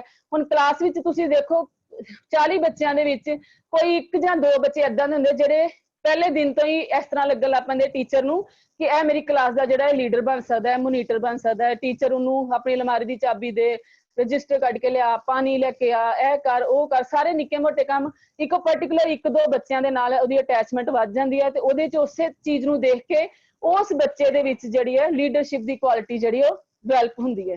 ਉਸ ਤੋਂ ਬਾਅਦ ਕਹਿੰਦਾ ਇਮੋਸ਼ਨਲ ਤੇ ਮੈਂਟਲ ਡਿਵੈਲਪਮੈਂਟ, ਉਹਦੀ ਇਮੋਸ਼ਨਸ ਜਿਹੜੇ ਭਾਵ ਹੈ ਉਹਨਾਂ ਦੇ ਵਿੱਚ ਵੀ ਡਿਵੈਲਪਮੈਂਟ ਹੁੰਦੀ ਹੈ, ਉਹਦਾ ਦਿਮਾਗ ਦੀ ਡਿਵੈਲਪਮੈਂਟ ਹੁੰਦੀ ਹੈ। ਇਮੋਸ਼ਨ ਕਿਸੇ ਪ੍ਰਤੀ ਚੰਗਾ ਸੋਚਣਾ, ਕਿਸੇ ਦਾ ਕੋਈ ਦੁੱਖ ਹੈ ਤੇ ਉਹਦੇ ਵਿੱਚ ਦੁਖੀ ਹੋਣਾ, ਕਿਸੇ ਦੀ ਖੁਸ਼ੀ 'ਚ ਖੁਸ਼ ਹੋਣਾ, ਉਹ ਵੀ ਕਹਿੰਦੇ ਡਿਵੈਲਪਮੈਂਟ ਹੁੰਦੀ ਹੈ। ਕਰੈਕਟਰ ਬਿਲਡਿੰਗ, ਕਹਿੰਦੇ ਉਹਦੇ ਆਚਰਣ, ਚਰਿੱਤਰ ਸਾਰੇ ਉਹਦੇ ਵਿੱਚ ਵੀ ਜਿਹੜਾ ਬਹੁਤ ਵਿਕਾਸ ਹੁੰਦਾ ਹੈ। ਇਹ ਸਾਡੀ ਐਜੂਕੇਸ਼ਨ ਦੇ ਜਿਹੜੇ ਏਮਸ ਹੈ। ਪਿੱਛੇ ਮੈਂ ਸਾਰੇ ਡਿਸਪਲੇ ਤੁਹਾਨੂੰ ਸਾਰੇ ਸਮਝਾਤੇ ਕਿ ਸੋਸ਼ਲ ਏਮ ਦੇ ਵਿੱਚ ਅਸੀਂ ਸਮਾਜਿਕ ਤੌਰ ਤੇ ਕਿਸ ਤਰ੍ਹਾਂ ਵਿਚਰਨਾ ਹੈ, ਉਹਦੇ ਬਾਰੇ ਜਾਣਕਾਰੀ ਹੁੰਦੀ ਹੈ। ਵੋਕੇਸ਼ਨਲ ਏਮ ਦੇ ਵਿੱਚ ਸਾਨੂੰ ਕਿੱਤਾ ਮੁਖੀ ਗਿਆਨ ਜਿਹੜਾ ਹੈ ਉਹ ਸਾਨੂੰ ਜ਼ਰੂਰੀ ਹੁੰਦਾ ਹੈ ਕਿ ਅਸੀਂ ਆਪਣਾ ਹੁਨਰ, ਆਪਣਾ ਕਿੱਤਾ ਕਰਨਾ ਹੈ, ਰੁਜ਼ਗਾਰ ਪ੍ਰਾਪਤ ਕਰਨਾ ਹੈ, ਤਾਂ ਕਿ ਅਸੀਂ ਆਪਣੇ ਪਰਿਵਾਰ ਦਾ ਪਾਲਣ ਪੋਸ਼ਣ, ਆਪਣੇ ਬੱਚਿਆਂ ਦਾ ਪਾਲਣ ਪੋਸ਼ਣ ਜਿਹੜਾ ਵਧੀਆ ਤਰੀਕੇ ਨਾਲ ਕਰ ਸਕੀਏ। ਇੰਟੈਲੈਕਚੁਅਲ ਏਮ ਦੇ ਵਿੱਚ ਉਹਦੀ ਨੈਤਿਕਤਾ, ਉਹਦੀ ਮਾਨਸਿਕਤਾ ਦਾ ਜਿਹੜਾ ਉਹਦੇ ਵਿੱਚ ਚੰਗੇ ਗੁਣਾਂ ਦਾ ਜਿਹੜਾ ਉਹ ਪੈਦਾ ਕਰਨਾ ਹੁੰਦਾ ਹੈ। ਕਲਚਰਲ ਏਮ ਦੇ ਵਿੱਚ ਤੁਹਾਨੂੰ ਦੱਸ ਚੁੱਕੀ ਹਾਂ ਮੈਂ ਕਿ ਆਪਣੇ ਕਲਚਰ ਨੂੰ, ਸੱਭਿਆਚਾਰਾਂ ਨੂੰ ਸੰਭਾਲਣ ਦੀ ਜਿਹੜੇ ਉਹਦੇ 'ਚ ਏਮ ਆ ਜਾਂਦੇ, ਮੈਂ ਉਹਨੂੰ ਸੰਭਾਲਣਾ ਹੈ, ਮੈਂ ਉਹਦੇ ਬਾਰੇ ਕਿਸ ਤਰ੍ਹਾਂ ਜਾਣਕਾਰੀ ਲੈਣੀ ਹੈ, ਆਪਣੇ ਬੱਚਿਆਂ ਨੂੰ ਅੱਗੋਂ ਕਿਸ ਤਰ੍ਹਾਂ ਜਾਣਕਾਰੀ ਦੇਣੀ ਹੈ। ਮੋਰਲ ਏਮ, ਚੰਗੀਆਂ ਗੱਲਾਂ ਦਿਮਾਗ ਦੇ ਵਿੱਚੋਂ, ਓਨੈਸਟੀ, ਈਮਾਨਦਾਰੀ, ਕਿਸੇ ਪ੍ਰਤੀ ਵਫਾਦਾਰ, ਕਿਸੇ ਨੂੰ ਬਰਦਾਸ਼ਤ ਕਰਨਾ, ਜਸਟਿਸ ਕਰਨਾ, ਬਰਾਬਰ ਦਾ ਵਰਤਾਅ ਕਰਨਾ, ਸੈਲਫ ਕੰਟਰੋਲ, ਆਪਣੇ ਗੁੱਸੇ ਤੇ ਕਾਬੂ ਕਰਨਾ ਆ ਜਾਂਦਾ ਹੈ। ਔਰ ਸੋਸ਼ਲ ਜਿਹੜਾ ਐਫੀਸ਼ੀਐਂਸੀ, ਆਪਣੇ ਇੰਡੀਵਿਜੂਅਲ ਅਤੇ ਆਲੇ ਦੁਆਲੇ ਦੇ ਪ੍ਰਤੀ ਵੀ ਉਹ ਐਫੀਸ਼ੀਐਂਟ ਹੋ ਜਾਂਦਾ ਹੈ। ਸਿਟੀਜ਼ਨਸ਼ਿਪ ਐਜੂਕੇਸ਼ਨ, ਨਾਗਰਿਕਤਾ ਪ੍ਰਤੀ ਜਿਹੜਾ ਉਹ ਐਜੂਕੇਟ ਹੋ ਜਾਂਦਾ ਹੈ ਕਿ ਮੈਂ ਇੱਕ ਅੱਛੇ ਦੇਸ਼ ਦਾ ਅੱਛਾ ਨਾਗਰਿਕ ਹਾਂ, ਪਰ ਆਪਣੇ ਦੇਸ਼ ਦੇ ਨਾਲ ਵੀ ਉਹਨੂੰ ਪਿਆਰ ਕਰਨ ਦੀ ਜਿਹੜੀ ਹੈ ਉਹ ਆ ਜਾਂਦਾ ਹੈ ਕਿ ਮੈਂ ਆਪਣੇ ਦੇਸ਼ ਨੂੰ ਕਿਸ ਤਰ੍ਹਾਂ ਪਿਆਰ ਕਰਨਾ ਹੈ। ਉਹਦੇ ਵਿੱਚ ਰਾਸ਼ਟਰਵਾਦ ਦੀ ਜਿਹੜੀ ਉਹ ਭਾਵਨਾ ਪੈਦਾ ਹੋ ਜਾਂਦੀ ਹੈ। ਫਿਜ਼ੀਕਲ ਹੈਲਥ, ਕਹਿੰਦਾ ਆਪਣੀ ਹੈਲਥ ਨੂੰ ਪ੍ਰਤੀ ਉਹ ਬੜਾ ਵਧੀਆ ਹੋ ਜਾਂਦਾ ਕਿ ਮੈਂ ਆਪਣੀ ਹੈਲਥ ਨੂੰ ਸਹੀ ਰੱਖਣਾ ਹੈ। ਚੰਗੀ ਸਿਹਤ ਹੈ, ਸਾਡਾ ਚੰਗਾ ਸਰੀਰ ਹੈ, ਤਾਂ ਹੀ ਅਸੀਂ ਇੱਕ ਚੰਗੇ ਨਾਗਰਿਕ ਬਣ ਸਕਦੇ ਹਾਂ, ਚੰਗੇ ਲੀਡਰ ਬਣ ਸਕਦੇ ਹਾਂ, ਆਪਣੇ ਤੇ ਆਲੇ ਦੁਆਲੇ ਦਾ ਧਿਆਨ ਰੱਖ ਸਕਦੇ ਹਾਂ। ਕਰੈਕਟਰ ਡਿਵੈਲਪਮੈਂਟ, ਆਚਰਣ, ਆਪਣਾ ਚਰਿੱਤਰ ਜਿਹੜਾ ਹੈ ਉਹ ਵੀ ਵਧੀਆ ਹੋ ਜਾਂਦਾ ਹੈ ਐਜੂਕੇਸ਼ਨ ਫॉर ਲੇਅਰ। ਔਰ ਜਿਹੜੀ ਐਜੂਕੇਸ਼ਨ ਦਾ ਜਿਹੜਾ ਮੇਨ ਪਰਪਸ ਹੈ ਉਹ ਕਹਿੰਦਾ ਕਿ ਸਿੱਖਿਆਰਥੀ ਨੂੰ ਹਰ ਪੱਖੋਂ ਵਿਅਕਤੀਗਤ ਤਰੀਕੇ ਤੇ ਉਹਦਾ ਵਿਕਾਸ ਕਰਨਾ ਹੁੰਦਾ ਹੈ। ਉਸ ਤੋਂ ਬਾਅਦ ਏਮਸ ਆਫ ਐਜੂਕੇਸ਼ਨ ਪਿੱਛੇ ਦੱਸ ਦਿੱਤੇ ਹੈ ਕਿ aims of education started by secondary education commission. Secondary education commission ਦੇ ਵਿੱਚ ਵੀ ਜਿਹੜੇ ਏਮਸ ਉਹਨਾਂ ਨੇ ਮਿੱਥੇ ਗਏ, ਉਹਨਾਂ ਦੇ ਜਿਹੜੇ ਉਦੇਸ਼ ਸੀ ਉਹ ਵੀ ਇਹੋ ਸੀ, development of democratic citizen, improvement of vocational, ਕਿੱਤਾ ਮੁਖੀ ਉਹਦੇ 'ਚ ਐਫੀਸ਼ੀਐਂਸੀ ਆ ਜਾਏ, ਉਹਦੀ ਪਰਸਨੈਲਿਟੀ ਡਿਵੈਲਪ ਹੋ ਜਾਏ, ਉਹ ਅੱਛਾ ਇੱਕ ਲੀਡਰ ਬਣ ਸਕੇ, ਉਹਦੇ ਵਿੱਚ ਦੇਸ਼ ਪ੍ਰਤੀ ਚੰਗੀਆਂ ਨਾਗਰਿਕਤਾ ਦੇ ਜਿਹੜੇ ਗੁਣ ਆ ਸਕਣ। ਅੱਗੇ ਕਹਿੰਦਾ ਕਿ ਜਿਹੜਾ ਏਮ ਆਫ ਐਜੂਕੇਸ਼ਨ ਤੋਂ ਬਾਅਦ ਸਾਡੇ ਮੇਨ ਉਦੇਸ਼ ਹੈਗੇ ਆ ਟੈਕਨੀਕਲ ਐਜੂਕੇਸ਼ਨ ਦੇ। ਸਾਡੇ ਟੈਕਨੀਕਲ ਐਜੂਕੇਸ਼ਨ ਦਾ ਮੇਨ ਉਦੇਸ਼ ਕੀ ਹੈ? ਕਹਿੰਦਾ ਕਿ ਸੁਮੇਲ ਦੀ ਜਿਹੜਾ ਭਾਵਨਾ ਉਹ ਪੈਦਾ ਹੋ ਜਾਂਦੀ ਹੈ, ਸਹੀ ਐਟੀਟਿਊਡ ਆ ਜਾਂਦਾ ਹੈ, ਕਿ ਉਹਦੇ ਵਿੱਚ ਚੰਗਾ ਵਿਚਰਨ ਦੀ ਤਾਕਤ, ਗੁਣ ਆ ਜਾਂਦੇ ਨੇ, ਸਕਿੱਲ ਏਮਸ ਆ ਜਾਂਦੇ ਨੇ, ਉਹਦੇ 'ਚ ਹੁਨਰਮੰਦ, ਉਹਦੀ ਨੌਲੇਜ 'ਚ ਵਾਧਾ ਹੋ ਜਾਂਦਾ ਹੈ। ਟੈਕਨੀਕਲ ਅਦਾਰਿਆਂ ਦੇ ਵਿੱਚ ਦਾਖਲਾ ਲੈ ਕੇ, ਉਹਦੀ ਐਜੂਕੇਸ਼ਨ ਲੈ ਕੇ ਉਹਦੇ ਵਿੱਚ ਕੰਮ ਕਰਨ ਦੀ ਜਿਹੜੀ ਸ਼ਕਤੀ ਹੈ ਉਹ ਪੈਦਾ ਹੋ ਜਾਂਦੀ ਹੈ। ਔਰ ਕਹਿੰਦਾ ਕਿ ਨੌਲੇਜ ਐਂਡ ਸਕਿੱਲ, ਗਿਆਨ ਅਤੇ ਹੁਨਰ ਪੈਦਾ ਹੁੰਦਾ ਹੈ, ਉੱਚ ਤਕਨੀਕ, ਹਾਈ ਟੈਕ ਅਤੇ ਹਾਈ ਟੱਚ। ਕਹਿੰਦਾ ਇਹ ਜਿਹੜੀ ਉਹਦੇ ਤੇ ਅਪਰੋਚ ਤੇ ਜ਼ੋਰ ਦੇਣਾ ਸ਼ੁਰੂ ਕਰ ਦਿੰਦਾ ਹੈ ਕਿ ਨਵੀਂ ਟੈਕਨੀਕਸ ਨੂੰ ਅਪਣਾਉਣਾ ਸ਼ੁਰੂ ਕਰ ਦਿੰਦਾ ਹੈ। ਪ੍ਰੋਐਕਟਿਵ ਰੋਲ ਕਰਦਾ ਹੈ ਕਿ ਮਤਲਬ ਉਹ ਜਿਹੜੀਆਂ ਸਕਰੀਏ ਭੂਮਿਕਾ ਨਿਭਾਉਂਦਾ ਹੈ ਕਿ ਮੈਂ ਜਿਹੜਾ ਕੰਮ ਕਰਨਾ ਹੈ ਸਹੀ ਤਰੀਕੇ ਨਾਲ ਕਰਨਾ ਹੈ, ਉਹਦੇ ਵਿੱਚ ਇਨਵੋਲਵ ਹੁੰਦਾ ਹੈ। ਕਿੱਤਾ ਮੁਖੀ ਵਿਕਾਸ, ਪੇਸ਼ੇਵਰ ਵੇਰਾਨਾ ਜਿਹੜਾ ਪੇਸ਼ੇ ਦੇ ਨਾਲ ਰਿਲੇਟਡ ਉਹਦੇ 'ਚ ਉਹ ਵਿਕਾਸ ਹੁੰਦੇ ਹੈ। ਔਰ ਕੈਰੀਅਰ ਬਣਾਉਣ ਸੰਬੰਧੀ ਵਿੱਚ ਜਿਹੜਾ ਯੋਗਦਾਨ ਹੋਵੇਗਾ। ਫਿਰ ਕਹਿੰਦਾ ਸਮਾਜਿਕ ਉਦੇਸ਼ ਔਰ ਨਾਗਰਿਕਤਾ ਉਦੇਸ਼, ਸੰਸਾਰ ਵਿੱਚ ਵਧੀਆ ਟੈਕਨੀਸ਼ੀਅਨ ਪੈਦਾ ਕਰਨੇ, ਔਰ ਲੀਡਰਸ਼ਿਪ ਦਾ ਜਿਹੜਾ ਉਦੇਸ਼ ਹੈ, ਇਹ ਸਾਡੇ ਏਮ ਆਫ ਟੈਕਨੀਕਲ ਐਜੂਕੇਸ਼ਨ ਹੈ, ਜਿਹੜੀ ਕਿ ਤੁਸੀਂ ਸਾਰੇ ਸਟੂਡੈਂਟਸ ITI ਦੇ ਵਿੱਚ ਪ੍ਰੈਕਟੀਕਲੀ ਵਰਕ ਕਰਕੇ ਹਾਸਲ ਕਰ ਰਹੇ ਹੋ। ਔਰ ਹੁਣ ਤੁਸੀਂ ਆਪਣੀ ਐਜੂਕੇਸ਼ਨ ਨੂੰ ਲੋਕਡਾਊਨ ਦੇ ਦੌਰਾਨ ਆਨਲਾਈਨ ਤੁਸੀਂ ਆਪਣੀ ਸਿੱਖਿਆ ਗ੍ਰਹਿਣ ਕਰਕੇ ਆਪਣਾ ਜਿਹੜਾ ਟਾਈਮ ਨੂੰ ਸਹੀ ਯੂਟਿਲਾਈਜ਼ ਕਰ ਰਹੇ ਹੋ, ਸਹੀ ਤਰੀਕੇ ਨਾਲ ਇਸਤੇਮਾਲ ਕਰ ਰਹੇ ਹੋ, ਤਾਂ ਕਿ ਜਿਹੜਾ ਤੁਹਾਡਾ ਸਿਲੇਬਸ ਵੀ ਕਵਰ ਹੋ ਜਾਏ, ਨਾਲ ਤੁਹਾਡੀ ਉਹਦੇ ਨਾਲ ਅਟੈਚਮੈਂਟ ਵੀ ਬਣੀ ਰਹੇ ਕਿ ਤੁਹਾਡਾ ਸਬਜੈਕਟ ਕੀ ਸੀ, ਤੁਹਾਡਾ ਏਮ ਕੀ ਸੀ ਆਪਣੀ ਟੈਕਨੀਕਲ ਐਜੂਕੇਸ਼ਨ ਨੂੰ ਲੈਣ ਦਾ। ਤੇ ਸਾਡੇ ਡਿਪਾਰਟਮੈਂਟ ਵੱਲੋਂ ਵੀ ਪੂਰੀ ਤਰ੍ਹਾਂ ਸਾਰਾ ਧਿਆਨ ਦਿੱਤਾ ਜਾ ਰਿਹਾ ਕਿ ਤੁਹਾਨੂੰ ਕਿਸੇ ਕਿਸਮ ਦੀ ਵੀ ਕੋਈ ਹਾਨੀ ਜਾਂ ਨੁਕਸਾਨ ਨਾ ਹੋਵੇ ਸਟੱਡੀ ਨੂੰ ਲੈ ਕੇ। ਇਸ ਤੋਂ ਬਾਅਦ ਕਹਿੰਦਾ ਫੰਕਸ਼ਨ ਆਫ ਐਜੂਕੇਸ਼ਨ। ਐਜੂਕੇਸ਼ਨ, ਸਿੱਖਿਆ ਦੇ ਕਾਰਜ ਕੀ ਹੈ? ਪਿੱਛੇ ਅਸੀਂ ਉਦੇਸ਼ ਪੜ੍ਹੇ ਸੀ, ਹੁਣ ਅਸੀਂ ਕਾਰਜ ਕਿ ਉਹਨਾਂ ਦੇ ਕੰਮ ਕੀ ਹੈ ਐਜੂਕੇਸ਼ਨ ਦੇ। ਐਜੂਕੇਸ਼ਨ ਦੇ ਕੰਮ ਫਲੋ ਚਾਰਟ ਦਿਖ ਰਿਹਾ ਹੈ, ਇੰਡੀਵਿਜੂਅਲ ਫੰਕਸ਼ਨ, ਸੋਸ਼ਲ ਫੰਕਸ਼ਨ ਤੇ ਨੈਸ਼ਨਲ ਫੰਕਸ਼ਨ। ਪਿੱਛੇ ਹਰ ਜਗ੍ਹਾ ਤੇ ਐਜੂਕੇਸ਼ਨ ਦਾ ਮੇਨ ਮਕਸਦ ਇਹ ਹੋਇਆ ਕਿ ਬੱਚੇ ਦਾ ਸਰਵਪੱਖੀ ਵਿਕਾਸ ਕਰਨਾ। ਇੱਥੇ ਵੀ ਉਹਨੇ ਦੱਸਿਆ ਕਿ ਪਹਿਲਾਂ ਬੱਚੇ ਦਾ ਵਿਅਕਤੀਗਤ ਜਿਹੜਾ ਵਿਕਾਸ ਹੈ, ਕਾਰਜ ਹੈ, ਵਿਅਕਤੀਗਤ ਕਾਰਜ ਹੁੰਦਾ ਹੈ ਉਹਦਾ। ਉਸ ਤੋਂ ਬਾਅਦ ਸੋਸ਼ਲ ਕਾਰਜ ਹੁੰਦੇ ਆ, ਸਮਾਜਿਕ ਤੌਰ ਤੇ ਜਿਹੜੇ ਕਾਰਜ ਹੁੰਦੇ ਆ ਉਹ ਕਰਨੇ ਹੁੰਦੇ ਨੇ ਐਜੂਕੇਸ਼ਨ ਨੇ। ਫਿਰ ਨੈਸ਼ਨਲ ਫੰਕਸ਼ਨ, ਜਿਹੜੇ ਕਿ ਸਰਕਾਰ, ਰਾਸ਼ਟਰੀ ਕਾਰਜ ਜਿਹੜੇ ਹੁੰਦੇ ਨੇ, ਕੁਛ ਰਾਸ਼ਟਰ ਹਿੱਤ ਵਿੱਚ ਜਿਹੜੇ ਅਸੀਂ ਕਾਰਜ ਕਰਨੇ ਹੁੰਦੇ ਨੇ, ਉਹ ਵੀ ਸਾਨੂੰ ਐਜੂਕੇਸ਼ਨ ਜਿਹੜੀ ਹੈ ਉਹ ਗਾਈਡ ਕਰਦੀ ਹੈ। ਕਹਿੰਦੇ ਇੰਡੀਵਿਜੂਅਲ ਫੰਕਸ਼ਨਸ ਕੀ ਹੁੰਦਾ ਹੈ? Growth and development of individual, self ਜਿਹੜੀ ਡਿਵੈਲਪਮੈਂਟ ਹੁੰਦੀ ਹੈ ਉਹਦੀ, ਇਨਸਾਨ ਦੀ ਵਿਅਕਤੀਗਤ ਸਹੀ ਗਾਈਡੈਂਸ, ਸਹੀ ਦਿਸ਼ਾ ਨੂੰ ਮਿਲਦੀ ਹੈ, ਆਪਣੀ ਅਡਲਟ ਲਾਈਫ ਨੂੰ ਗੁਜ਼ਾਰਨ ਵਾਸਤੇ ਉਹ ਤਿਆਰ ਹੋ ਜਾਂਦਾ ਹੈ, ਜਿਹਦੇ ਵਿੱਚ ਉਹਨੇ ਆਪਣੀ ਜ਼ਿੰਦਗੀ ਦੇ ਸਾਰੇ ਚੰਗੇ ਮਾੜੇ ਦਿਨ ਨੂੰ ਦੇਖਣਾ ਹੁੰਦਾ ਹੈ ਔਰ ਉਸ ਦੇ ਵਿੱਚੋਂ ਲੰਘਣਾ ਹੁੰਦਾ ਹੈ, ਉਹਦੇ ਲਈ ਪ੍ਰਪੇਅਰ ਹੋ ਜਾਂਦਾ ਹੈ। ਔਰ ਟ੍ਰੈਡੀਸ਼ਨਲ ਨੌਲੇਜ ਉਹਨੂੰ ਆਪਣੇ ਸੱਭਿਆਚਾਰ ਦੀ, ਪੁਰਾਤਨ ਵਿਰਸੇ ਦੀ ਉਹਦੀ ਨੌਲੇਜ ਹੋ ਜਾਂਦੀ ਹੈ।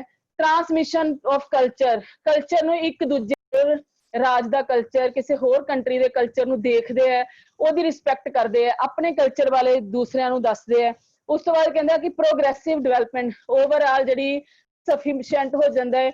ਔਰ ਹੋਲਿਸਟਿਕ ਪਰਸਨੈਲਿਟੀ, ਉਹਦੇ ਅੰਦਰ ਆਤਮਾ ਦਾ ਜਿਹੜਾ ਗਿਆਨ ਹੈ, ਚੰਗੀ ਸੋਚ ਹੈ, ਉਹ ਉਹਦੇ ਵਿੱਚ ਪਰਸਨੈਲਿਟੀ ਦੀ ਡਿਵੈਲਪਮੈਂਟ ਹੁੰਦੀ ਹੈ।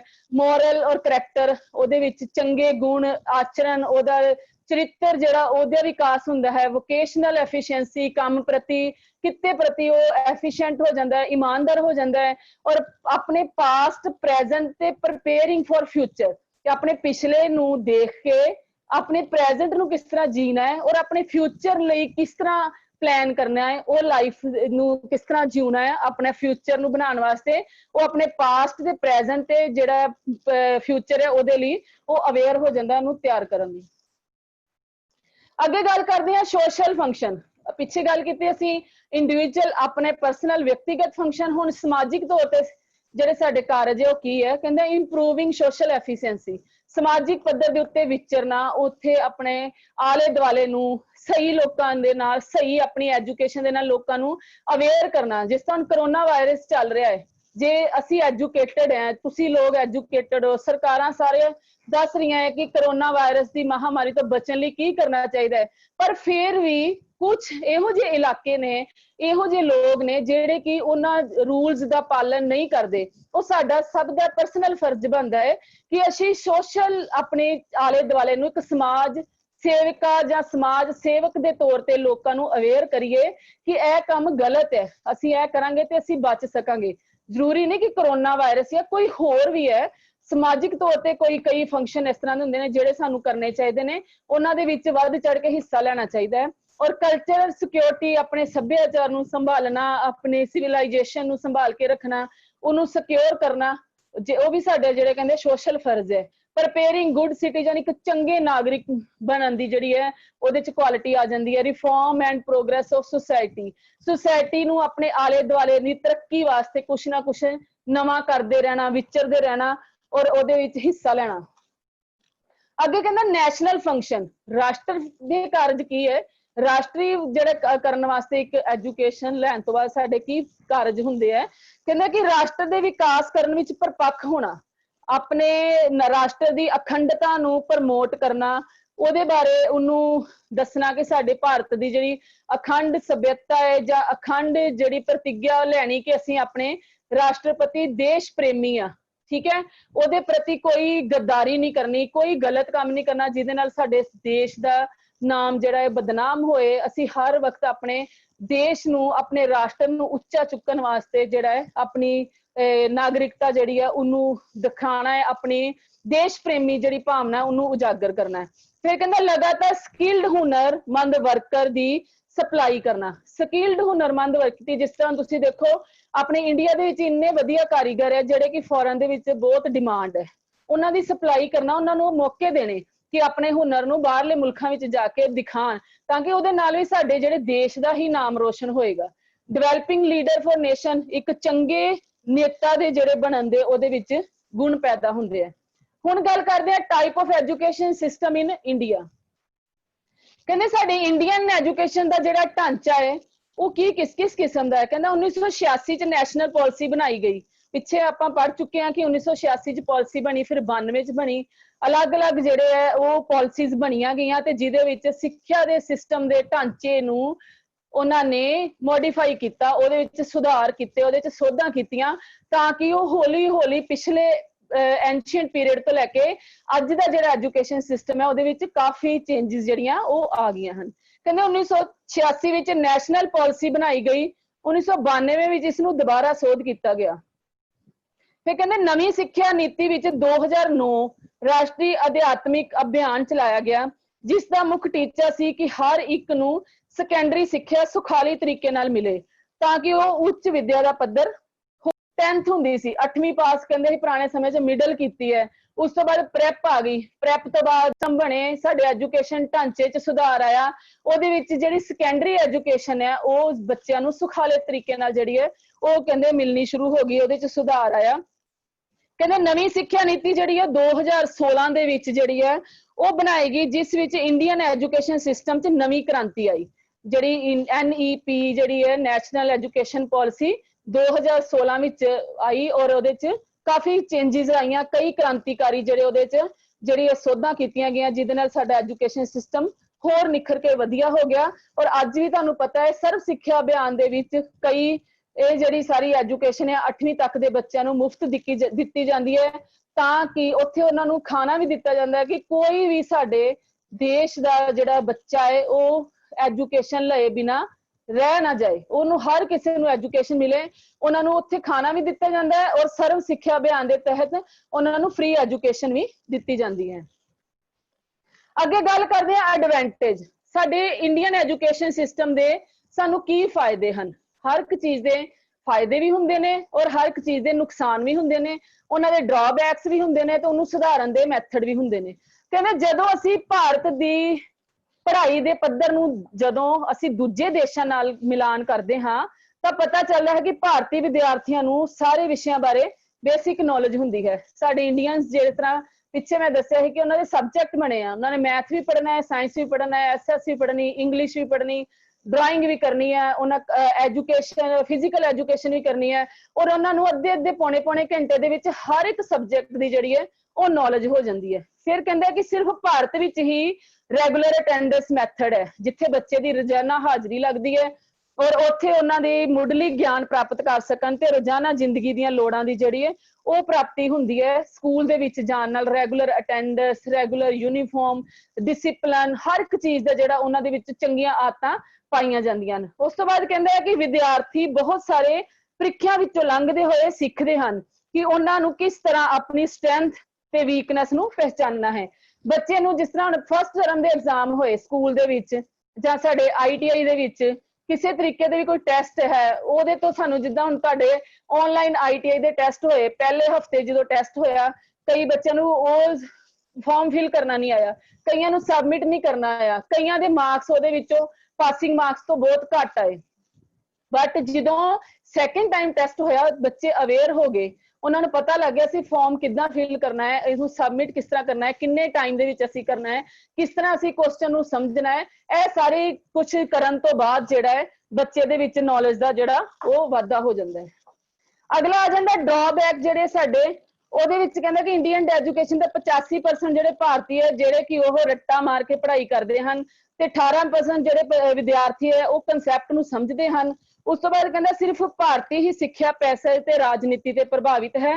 ਅੱਜ ਕੱਲ ਦੇ ਦੌਰ ਵਿੱਚ ਸਿੱਖਿਆ ਨੂੰ ਕਾਰਪੋਰੇਟ ਬਿਜ਼ਨਸ ਦੀ ਤਰ੍ਹਾਂ ਚਲਾਇਆ ਜਾ ਰਿਹਾ ਹੈ। ਕਹਿੰਦਾ 21 ਸਦੀ ਦੇ ਆਧੁਨਿਕ ਭਾਰਤ ਵਿੱਚ ਬਹੁਤ ਸਾਰੇ ਲੋਕਾਂ ਕੋਲ ਸਕੂਲ ਅਤੇ ਹਾਇਰ ਐਜੂਕੇਸ਼ਨ ਦੀ ਪਹੁੰਚ ਨਹੀਂ ਹੈ ਤੇ ਅਜੇ ਤੱਕ ਵੀ ਬਹੁਤ ਸਾਰੇ ਪਿੰਡਾਂ ਦੇ ਵਿੱਚ ਸਿੰਗਲ ਟੀਚਰ ਸਕੂਲ ਚੱਲ ਰਹੇ ਹਨ। ਹੁਣ ਕਹਿੰਦੇ ਅਸੀਂ ਆਪਣੇ ਐਜੂਕੇਸ਼ਨ ਜਿਹੜਾ ਸਿਸਟਮ ਹੈ ਉਦੋਂ ਕਿਸ ਤਰ੍ਹਾਂ ਕਹਿੰਦੇ ਕਨਕਲੂਜਨ ਕੀ ਹੈ, ਸਾਡਾ ਸਿੱਟਾ ਕੀ ਨਿਕਲਿਆ ਸਾਡੀ ਐਜੂਕੇਸ਼ਨ ਦਾ। ਕਹਿੰਦੇ ਮੈਂ ਕਦੇ ਵੀ ਨਹੀਂ ਕਹਾਂਗੀ ਕਿ ਜਿਹੜਾ ਸਾਡਾ ਇੰਡੀਅਨ ਐਜੂਕੇਸ਼ਨ ਸਿਸਟਮ ਹੈ ਉਹ ਕਮਜ਼ੋਰ ਸਿਸਟਮ ਹੈ, ਕਿਉਂਕਿ ਮੈਂ ਵੀ ਇਸੇ ਹੀ ਸਿਸਟਮ ਦੇ ਵਿੱਚ ਐਜੂਕੇਸ਼ਨ ਹਾਸਲ ਕੀਤੀ ਹੈ। ਇੱਕ ਭਾਰਤੀ ਹੋਣ ਦੇ ਨਾਤੇ ਮੈਨੂੰ ਮਾਣ ਹੈ ਕਿ ਭਾਰਤ ਕੋਲ ਦੁਨੀਆ ਦੇ ਦੂਜੇ ਦੇਸ਼ਾਂ ਦੇ ਮੁਕਾਬਲੇ ਸਿੱਖਿਅਤ ਅਧਿਆਪਕ ਹਨ ਜੋ ਕਿ ਆਪਣੇ ਵਿਦਿਆਰਥੀਆਂ ਨੂੰ ਕਾਮਯਾਬ ਵਿਦਿਆਰਥੀ ਬਣਾਉਣ ਦੇ ਲਈ ਪੂਰੀ ਤਨਦੇਹੀ ਨਾਲ ਆਪਣਾ ਯੋਗਦਾਨ ਪਾਉਂਦੇ ਹਨ ਤੇ ਜ਼ਿੰਮੇਵਾਰੀ ਸਮਝਦੇ ਹਨ। ਮੈਂ ਸਿੱਖਿਆਰਥੀਆਂ ਨੂੰ ਇਹ ਮੈਸੇਜ ਦੇਣਾ ਚਾਹਾਂਗੀ ਕਿ ਉਹ ਸਿਲੇਬਸ ਨੂੰ ਕਦੇ ਵੀ ਰੱਟਾ ਨਾ ਲਗਾਉਣ, ਬਲਕਿ ਉਹ ਇੱਕ ਖੁਦ ਕਿਤਾਬ ਬਣਨ ਜਿਸ ਦੇ ਵਿੱਚ ਉਹਨਾਂ ਨੇ ਆਪਣੇ ਵਿਚਾਰ ਤੇ ਸ਼ਬਦਾਂ ਦਾ ਸੁਮੇਲ ਹੋਵੇ। ਤੇ ਅੱਜ ਕੱਲ ਇੰਡੀਅਨ ਐਜੂਕੇਸ਼ਨ ਦੇ ਵਿੱਚ ਬਹੁਤ ਸਾਰੇ ਪੋਜ਼ਿਟਿਵ ਬਦਲਾਵ ਕੀਤੇ ਜਾ ਰਹੇ ਹਨ। ਬਸ ਸਰ 2 ਪੁਆਇੰਟ ਰਹਿ ਗਏ। ਇੰਡੀਅਨ ਐਜੂਕੇਸ਼ਨ ਦੇ ਸੁਧਾਰ ਲਈ ਕ੍ਰਾਂਤੀਕਾਰੀ ਬਦਲਾਵ ਲਿਆਉਣ ਦੀ ਜ਼ਰੂਰਤ ਹੈ। ਤੇ ਅਗਲੀ ਜਿਹੜੀ ਸਾਡੀ ਸਲਾਈਡ ਹੈ ਪਲੈਜ ਮਿਸ਼ਨ ਫਤਿਹ ਕਰੋਨਾ ਵਾਇਰਸ ਨੂੰ ਲੈ ਕੇ, ਔਰ ਉਸ ਤੋਂ ਬਾਅਦ ਸਾਡਾ ਵਰਚੁਅਲ ਪਲੇਸਮੈਂਟ ਲੁਧਿਆਣੇ 'ਚ ਜਿਹੜਾ ਰੁਜ਼ਗਾਰ ਮੇਲਾ ਲੱਗ ਰਿਹਾ ਹੈ ਉਹਦੇ ਲਿੰਕ ਦਿੱਤੇ ਗਏ, ਉੱਥੇ ਤੁਸੀਂ ਪਾਰਟਿਸਿਪੇਟ ਕਰਨਾ ਹੈ, ਜੁਆਇਨ ਕਰਨਾ ਹੈ। ਔਰ ਮੇਰਾ ਅੱਜ ਦਾ ਜਿਹੜਾ ਵਿਸ਼ਾ ਪ੍ਰਿੰਸੀਪਲ ਆਫ ਐਜੂਕੇਸ਼ਨ ਸਿੱਖਿਆ ਉਹਦੇ ਜਿਹੜੇ ਏਮਸ ਕਾਰਜ ਤੁਹਾਨੂੰ ਮੈਂ ਸਮਝਾਏ ਔਰ ਮੈਨੂੰ ਉਮੀਦ ਹੈ ਕਿ ਤੁਹਾਨੂੰ ਸਮਝ ਆਈ ਹੋਏਗੀ। ਧੰਨਵਾਦ। ਹਾਂਜੀ ਸਰ।